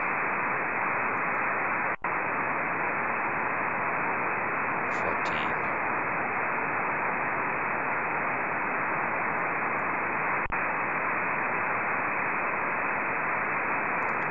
CQ, CQ, CQ from KA1 Zulu Echo Portable 3. KA1 Zulu Echo Portable 3, CQ, CQ. KA1 Zulu Echo Portable 3, W2UAD. Good morning, Ken. W2UAD, KA1 Zulu Echo Portable 3. Fox Nancy 01, Ken, and wonder how you're doing today. Conditions don't seem to be very good over here. KA1ZE Portable 3, over. KA1 Zulu Echo Portable 3, W3UAD. Before I forget, thank you for FN01 from FN13 here. If I forget that, why, I'm sure you'll be after me. Of course, my memory is bad, so maybe, but it looks like FN13 here anyway. It's dark, dreary, but it got light earlier, of course, with standard time, but still not really bright light, shall we say. It's that kind of a day, but boy, we got a lot of thunderstorms yesterday afternoon and yesterday evening, and they weren't close, but they were noisy, and I took my antennas off for this occasion, so that was the story there. Anyway, I guess as far as it goes, I get number 3 station, so I'm not hearing a lot of stuff this morning, put it that way. I guess as far as the day is concerned, it's a day that is not going to be record-breaking. Yeah, it's pretty strange stuff, Vince. I would guess. Anyway, that's the story here. It's external. It's external to my shack, though. I hope you get your count up today. Okay, Ken, W2UAD, KA1 Zulu Echo Portable 3. Well, I appreciate the FN13, and as far as the count goes, we're doing all right. A lot of the local stations I'm getting to work this morning. I don't know where I am. I'm not very far along compared to a couple days ago. A couple days ago was a banner day, but not today. I'm going to swing down here and see where I am. Okay, well, I guess I've got 16. I've got 16 right now, Ken. That's not too bad. That's not too bad. Been a lot worse. I've had days where I've had none. I haven't had the radio on high. So today's a better day than those kind of days. That's for sure, Ken. This training rain that we've got, I wonder when it's going to go away. That frontal line going from Tennessee all the way up west of Maine. I guess is that going to be here for some days, or what's it going to take to move that out of the way, Ken? Over. Sounds like you're doing pretty good overall compared to me, I'll tell you that. Not even close to your count. I haven't been. Even on a bad day, you're way over my count. And of course, that's what you get for having a good station. I guess that makes a difference, shall we say. As far as it goes, the conditions across the lake were very heavy QSB this morning. I worked John and I worked, finally Bob got on that. And but the conditions were, we had our contacts, but you understand the QSB was like a roller coaster ride, and sometimes lost them, either one of them, from the conditions. And then they come up with a nice strong signal, and then they go back down again. That's the way it's been. I really think that this atmosphere is just not stabilized this year. It just is not stabilized. The one thing is the lake is still warmer than the air temperature in many cases, W2UAD. W2UAD, KA1ZE Portable 3. All right, I was looking at the, listening to Bob, W1COT's comments a few days ago and trying to learn how the high pressure zones and the frontal lines as they move through our area, how they might affect propagation. And I think I learned something. I'm not sure that I understand it all totally, but It looks like ducting, as I've always remembered, where like when you have a warm pocket of air trapped in between colder layers of air, you can get some kind of ducting that takes place. So with that constant in mind, and you describe turbulence all the time, where you wind up with hillsides heating up, causing hot air to rise, and causing some of the separation in the different cold air and warm air pockets. The big heat sink is down here in Florida, down in the Gulf of Mexico. So the Gulf of Mexico, being as warm as it is, what we're looking for is that warm air to somehow move up and get up into our area to cause better conditions. That's the way I see it. And when you have a low pressure out to your west and low pressure frontal line, and you're in a high pressure zone with clockwise rotation in the low pressure area and counterclockwise you have clockwise rotation in the high pressure and counterclockwise in the low pressure. You wind up with all of that hot air streaming up and over the cold air coming from the Gulf. So that's what I've been looking for lately, and it worked the other day, and that was the reason the conditions were so good a couple days ago. But with these frontal lines that go east to west and not so much north to south, it gets pretty confusing, and I don't know, my brain doesn't know how to process those. Go ahead, Ken.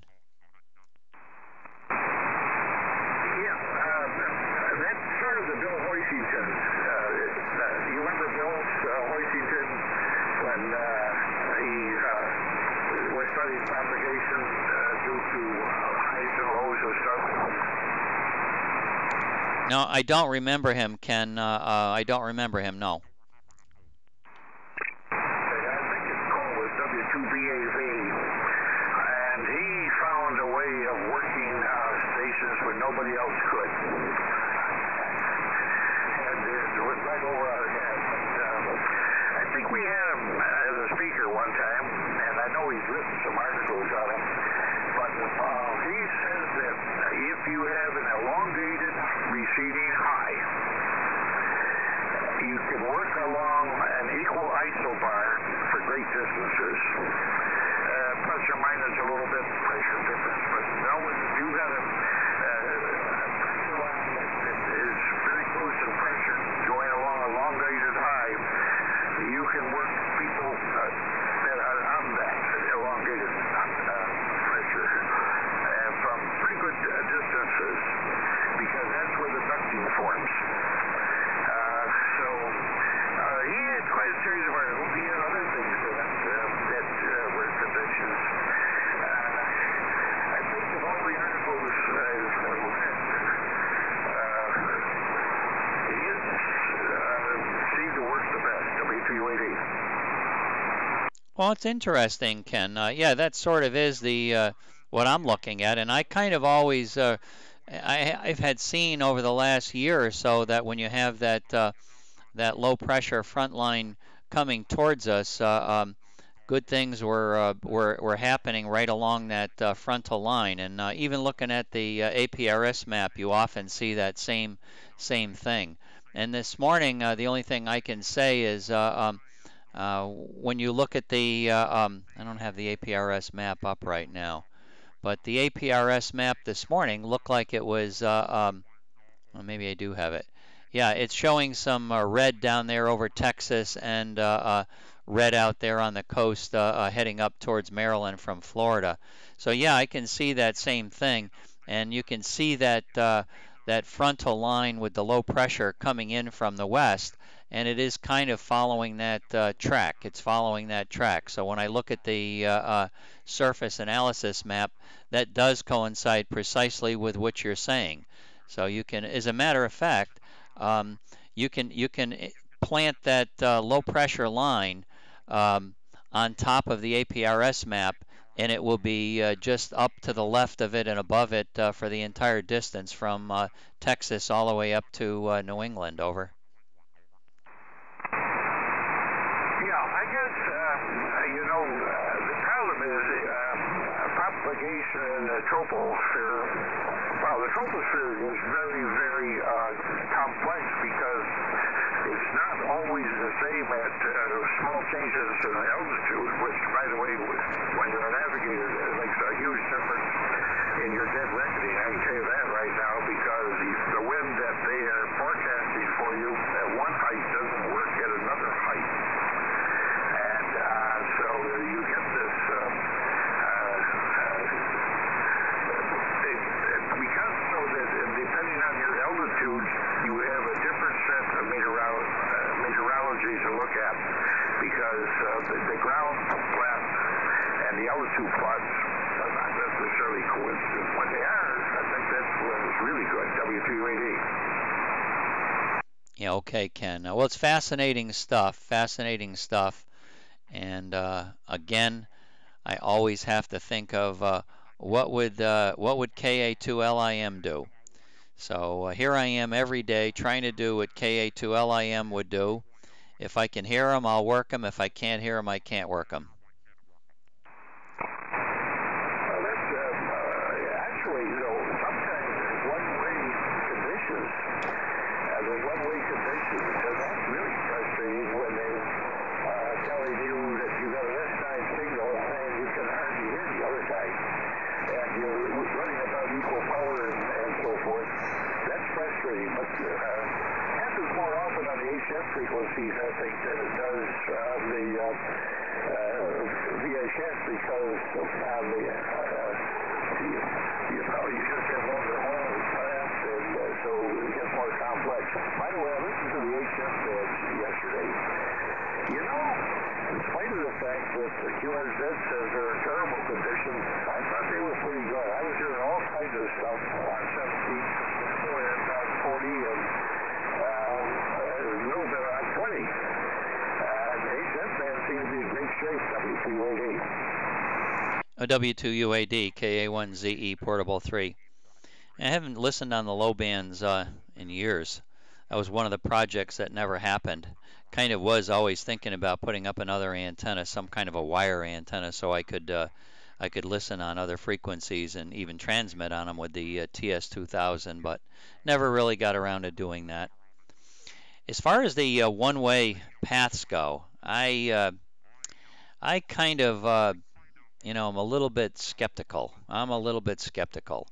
I think here on VHF, I think those one-way paths are usually because there's something wrong with the receiving station that is unable to hear the other fellow. You know, we all have noise issues, some much greater than others. Doesn't take very many decibels for somebody to be armchair copy. If somebody is 10 decibels above the normal noise floor for me, he's extremely easy armchair copy. And yet, if there was probably, if I introduced 5 dB of noise, then that armchair copy gets really, really, really tough. And we often see noise sources way greater than 5 or 10 dB. So I think the receive conditions for some stations are not the same quiet receive conditions for others. I hear some of the Canadians in EN93, Ken, they must be closer to some cities because other stations are hearing them, but they really can't hear them. And I don't think it's got anything to do with equipment. I think it's got everything to do with local noise. W2UAD, KA1ZE Portable 3. Well, absolutely. Local noise makes a big difference, as I know. And I have to get a pretty darn good signal. Well, you understand, also your terrain makes a huge difference, of course, on VHF. And so you have so many variables put together, it's hard to judge, yes. But if you always get the same result with the same station and the noise is not a problem in that direction, then but you have a lot of factors. And let me tell you something. I still think the theory that the reason that things are changing in the stability of the atmosphere are, if you're living on a massive plate pad, and when I say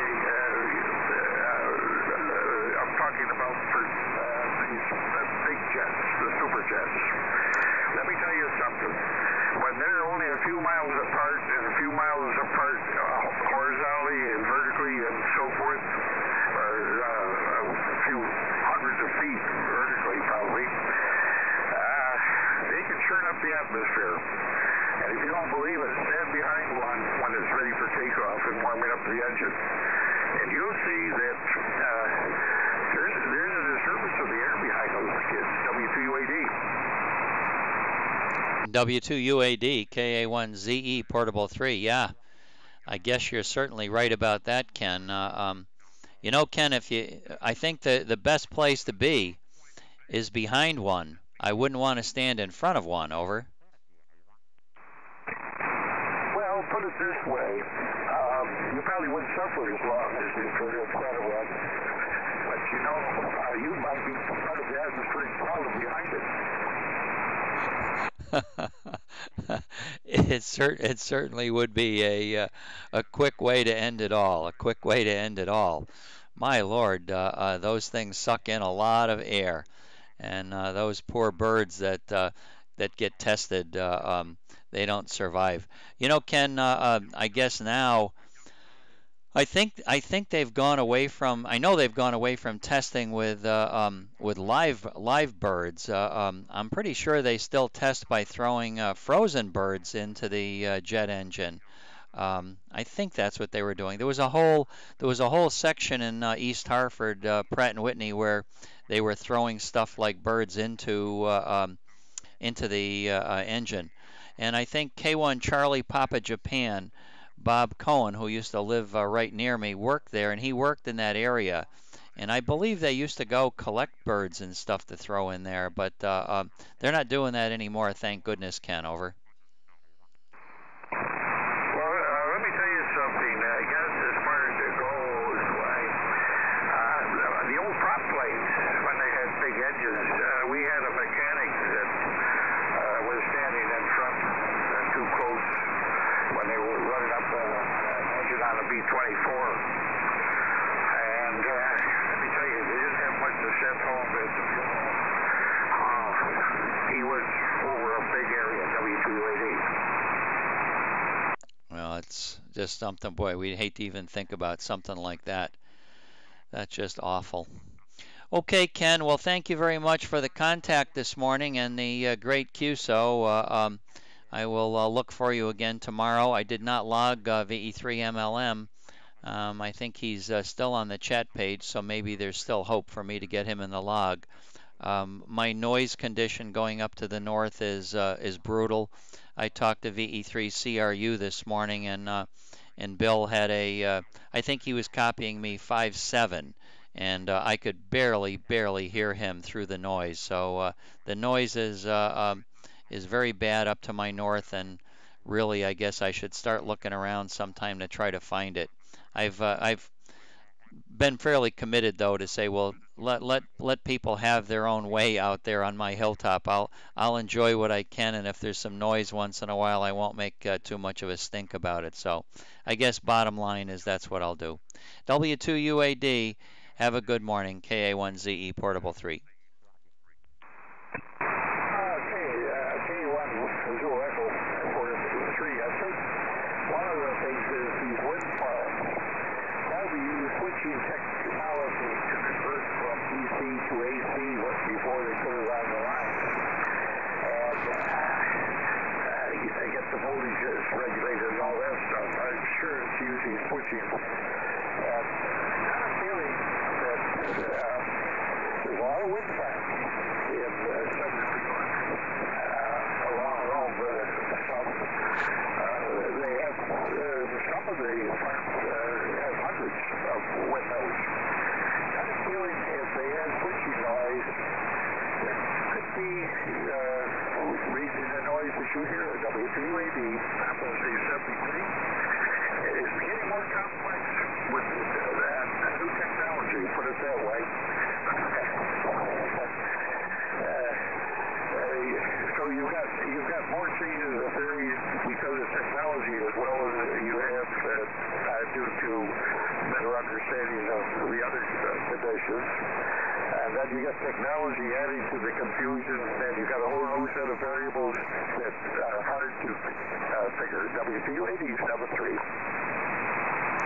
Okay, Ken, great on all your comments.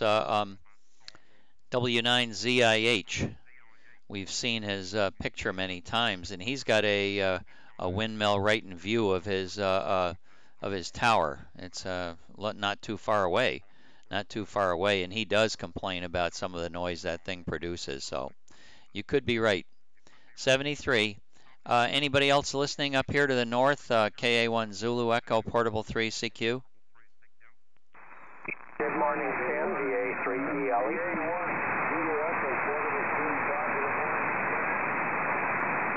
Okay, VE3 MLM and VA3ELE. Good morning to you, Peter. Bob, before you go into the blind, let me give you the number for today. VE3 Mike Lima Mike. It looks like 774 today, 774, and then I'm going to chat with VA3ELE. VE3 Mike Lima Mike, KA1 Zulu Echo Portable 3.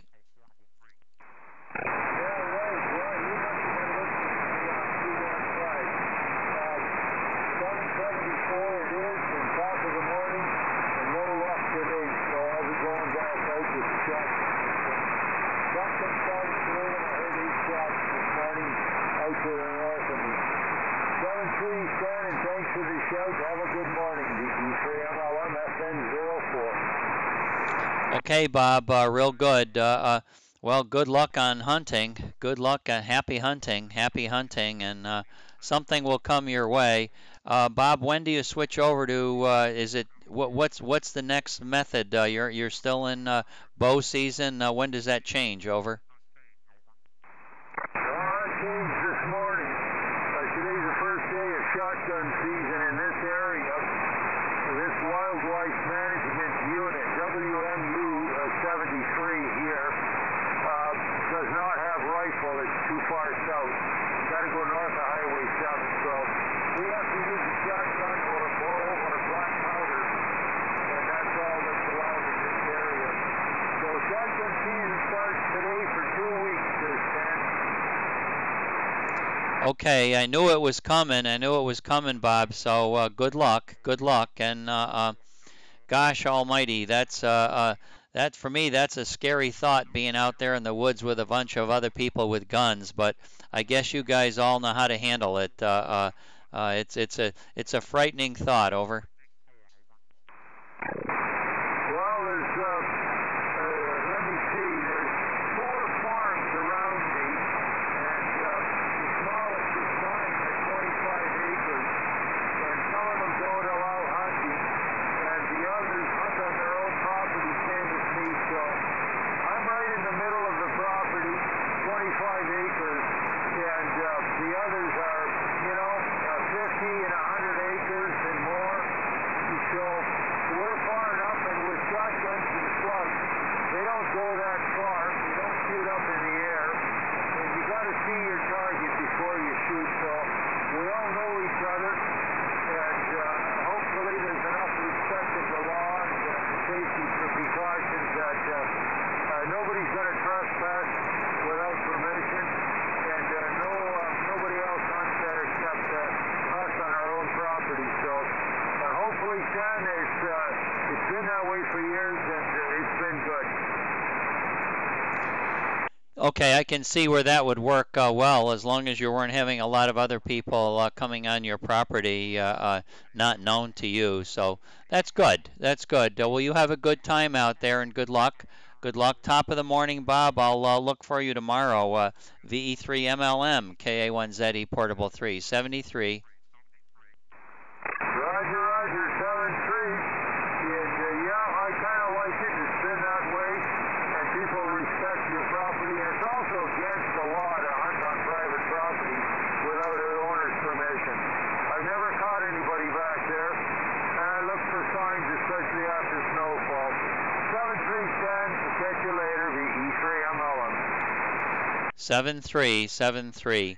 VA3ELE, are you still here, Peter? KA1 Zulu Echo Portable 3.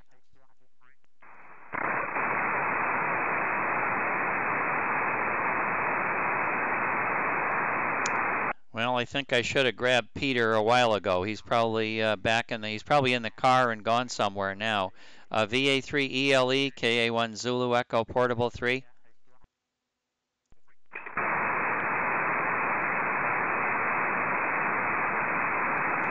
Missed opportunity, missed opportunity. KA1 Zulu Echo Portable 3. Anybody else? CQ, KA1 ZE Portable 3.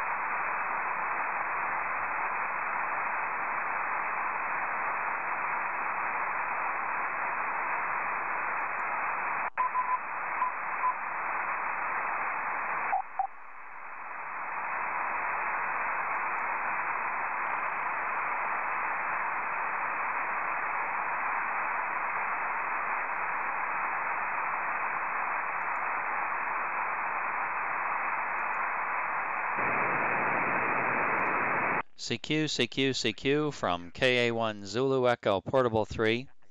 KA1 Zulu Echo Portable 3. CQ, CQ from Fox November 01, KA1 Zulu Echo Portable 3. KA1 Zulu Echo Portable 3, CQ and bye.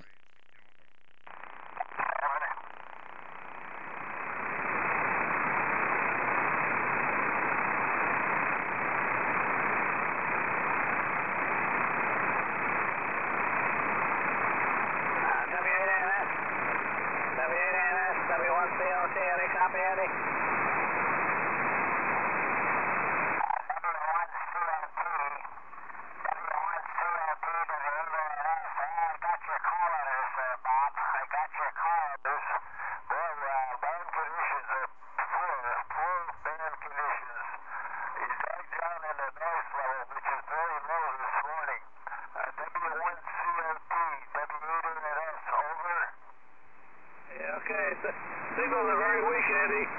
Very weak signals. And I had trouble on CW even. So anyway, good to hear you on this morning. The weather out your way doesn't look very good. A lot of rain right to your east there now. In fact, you may have it right at where you are, for that matter. I'm just looking at the radar. Anyway, 7-3, Andy, 7-3. W8ANS, W1COT.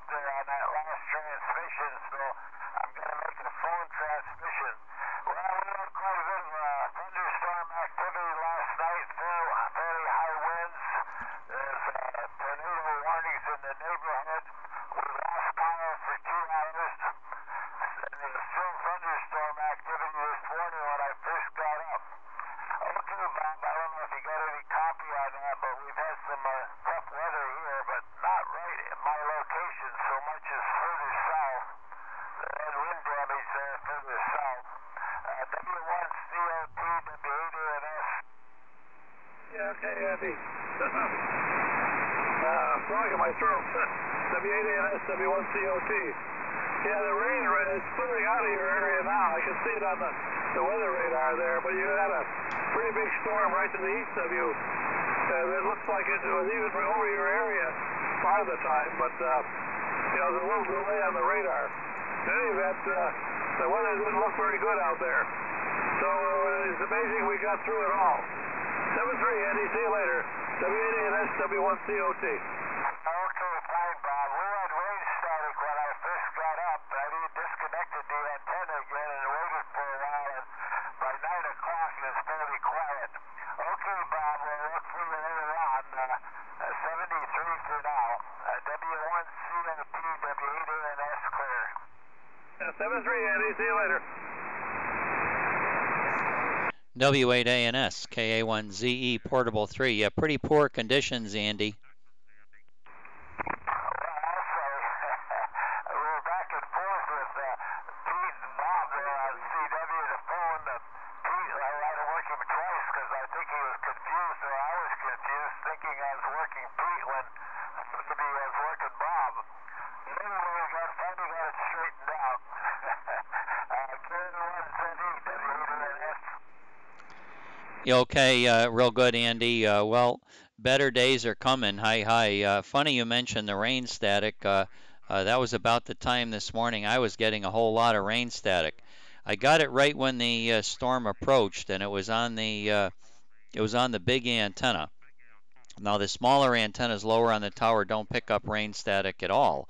This antenna picks up a lot of rain static.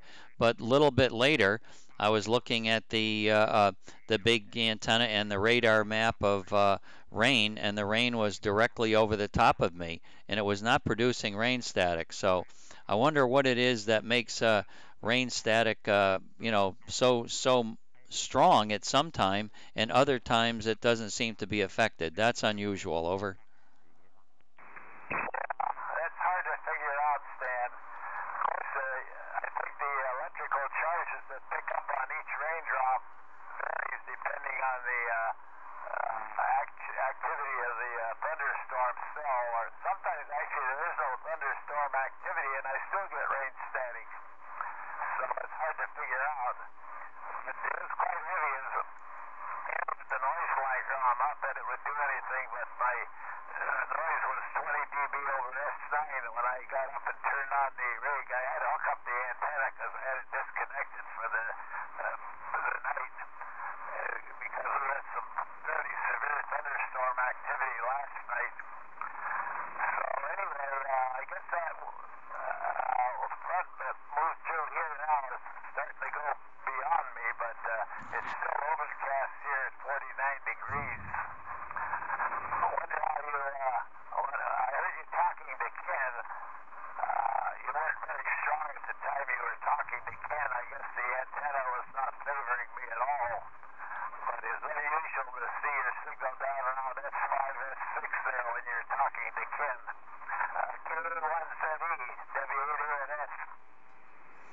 Yeah, okay, very good. W8ANS, KA1ZE, portable 3.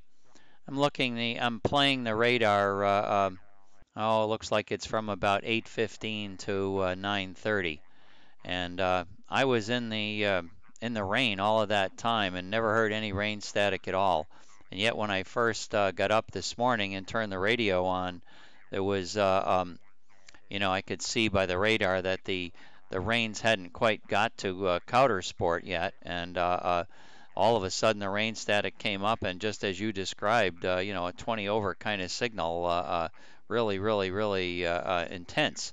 And then it went away. Probably took about 15 minutes or so, or 20 minutes, and it went away.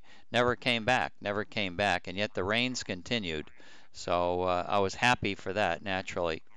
Now, as far as my signal getting weak to you, that's really good, because that shows the pattern of the antenna is really quite good. I was talking to Ken on one antenna that was pointed at him to the north, my smaller antenna, and then the big antenna at that time was pointed down in the direction of North Carolina, so it was at about 190 degrees.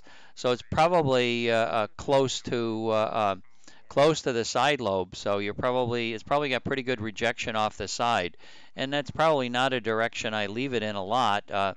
Even when I'm talking to Gary and the guys down in North Carolina, my western antenna is usually pointed out in your direction, just so that KD8JQ and others can hear what I'm saying, so that they'll know to listen for North Carolina. So it's probably rare that I don't have some kind of an antenna pointed your way. Over.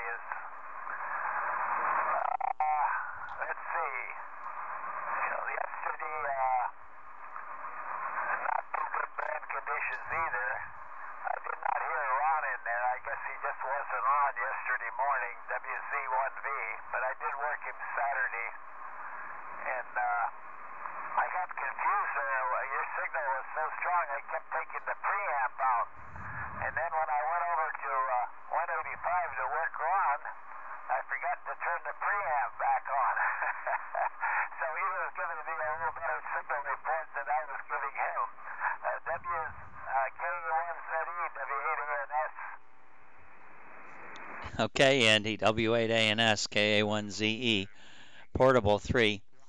Well, it's a shame that the roof blew off the hangar, and must take quite a bit of wind for that to happen. And I know I've seen in the past down here at Clearwater Airport, not too far from here, I've seen some of the smaller planes flip over at times. Must be that the tether line wasn't holding them down well, or maybe somebody forgot to do that, or whatever. But it doesn't happen too often. But occasionally you'll see something like that.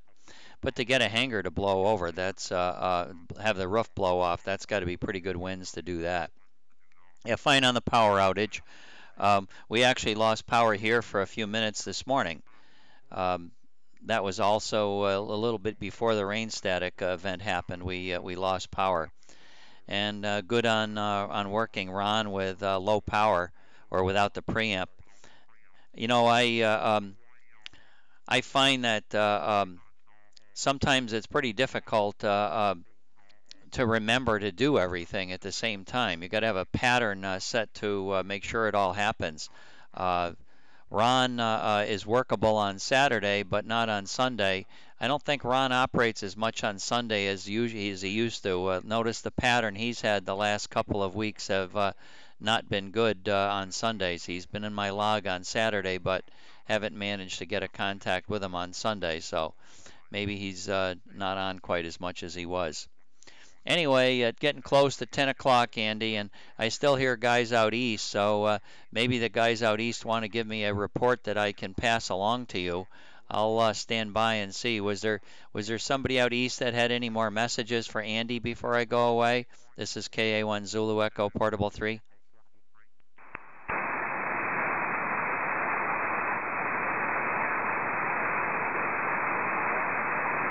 No, they're just talking amongst themselves, Andy. They're just talking amongst themselves.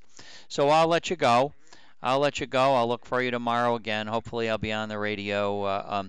Tomorrow Linda has a colonoscopy scheduled, so today's going to be a fun day. Preparation begins around 6 o'clock this evening, and tomorrow her appointment is it's at 11:30. So we'll be heading off to the hospital area probably somewhere around 10:45. So I suspect I might be on, maybe not. Maybe I'll be still helping her get ready, etc. So I'm not sure if I'll be on tomorrow or not, but I kind of think I'll be on early for a little bit. W8ANS, you have a good morning. KA1 Zulu Echo Portable 3.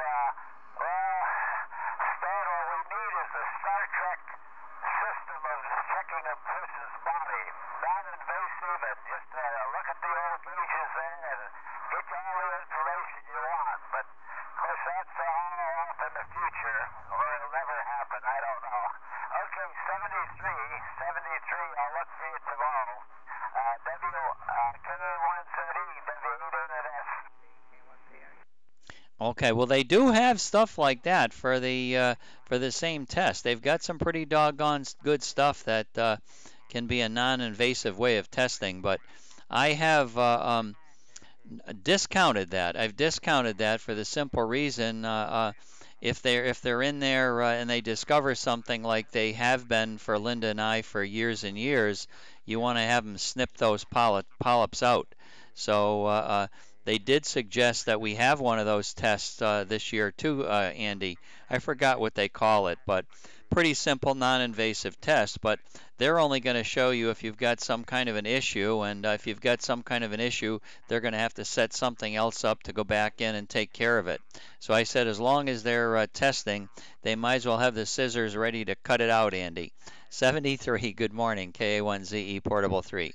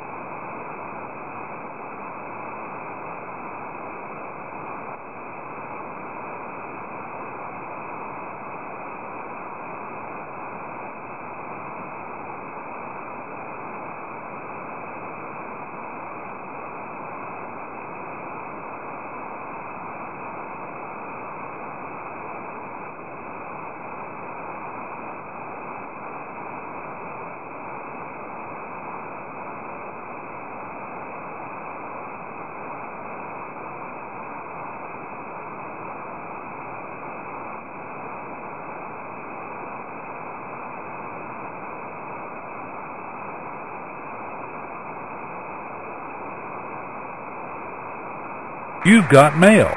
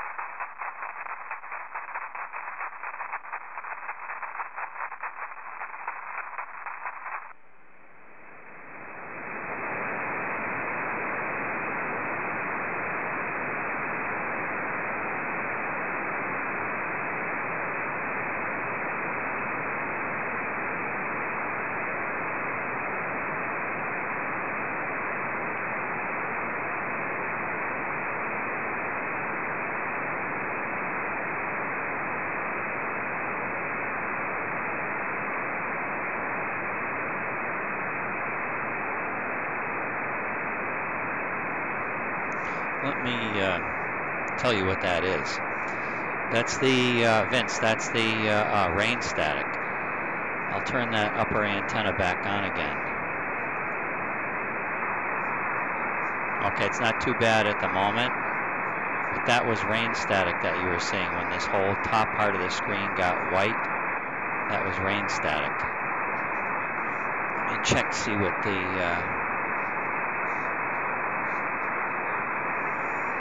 what it looks like out in Powder Sport weather-wise.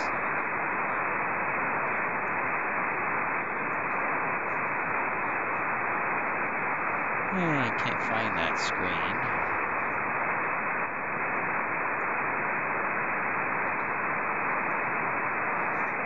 I just happened to come by the radio and saw that white. That's what it looked like earlier when it was rain static. So,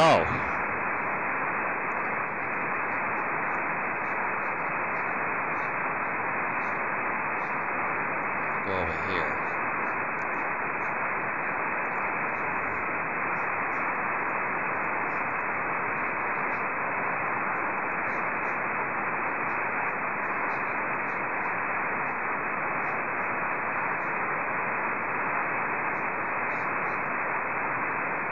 Oh yeah.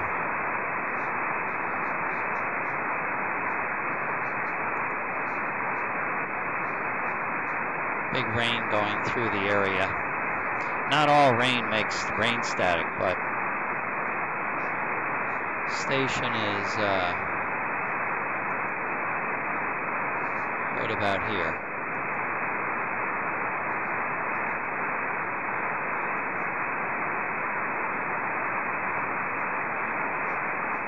Again, station right about there.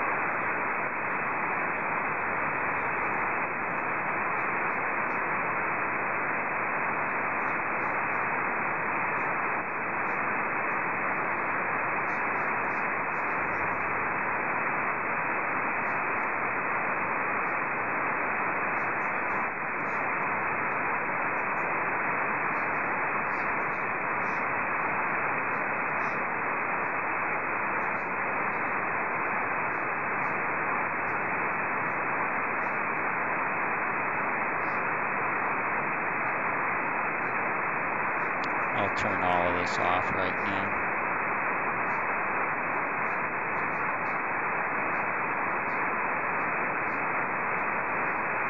And Vince, with all of the rain static going through the area, all of the rain going through, I think I'm going to shut it off. I don't want the preamps connected to the antennas with all of that discharge from rain. 73.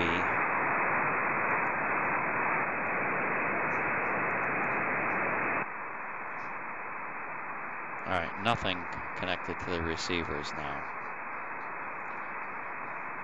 So I will take this opportunity to sign out. Live stream going down.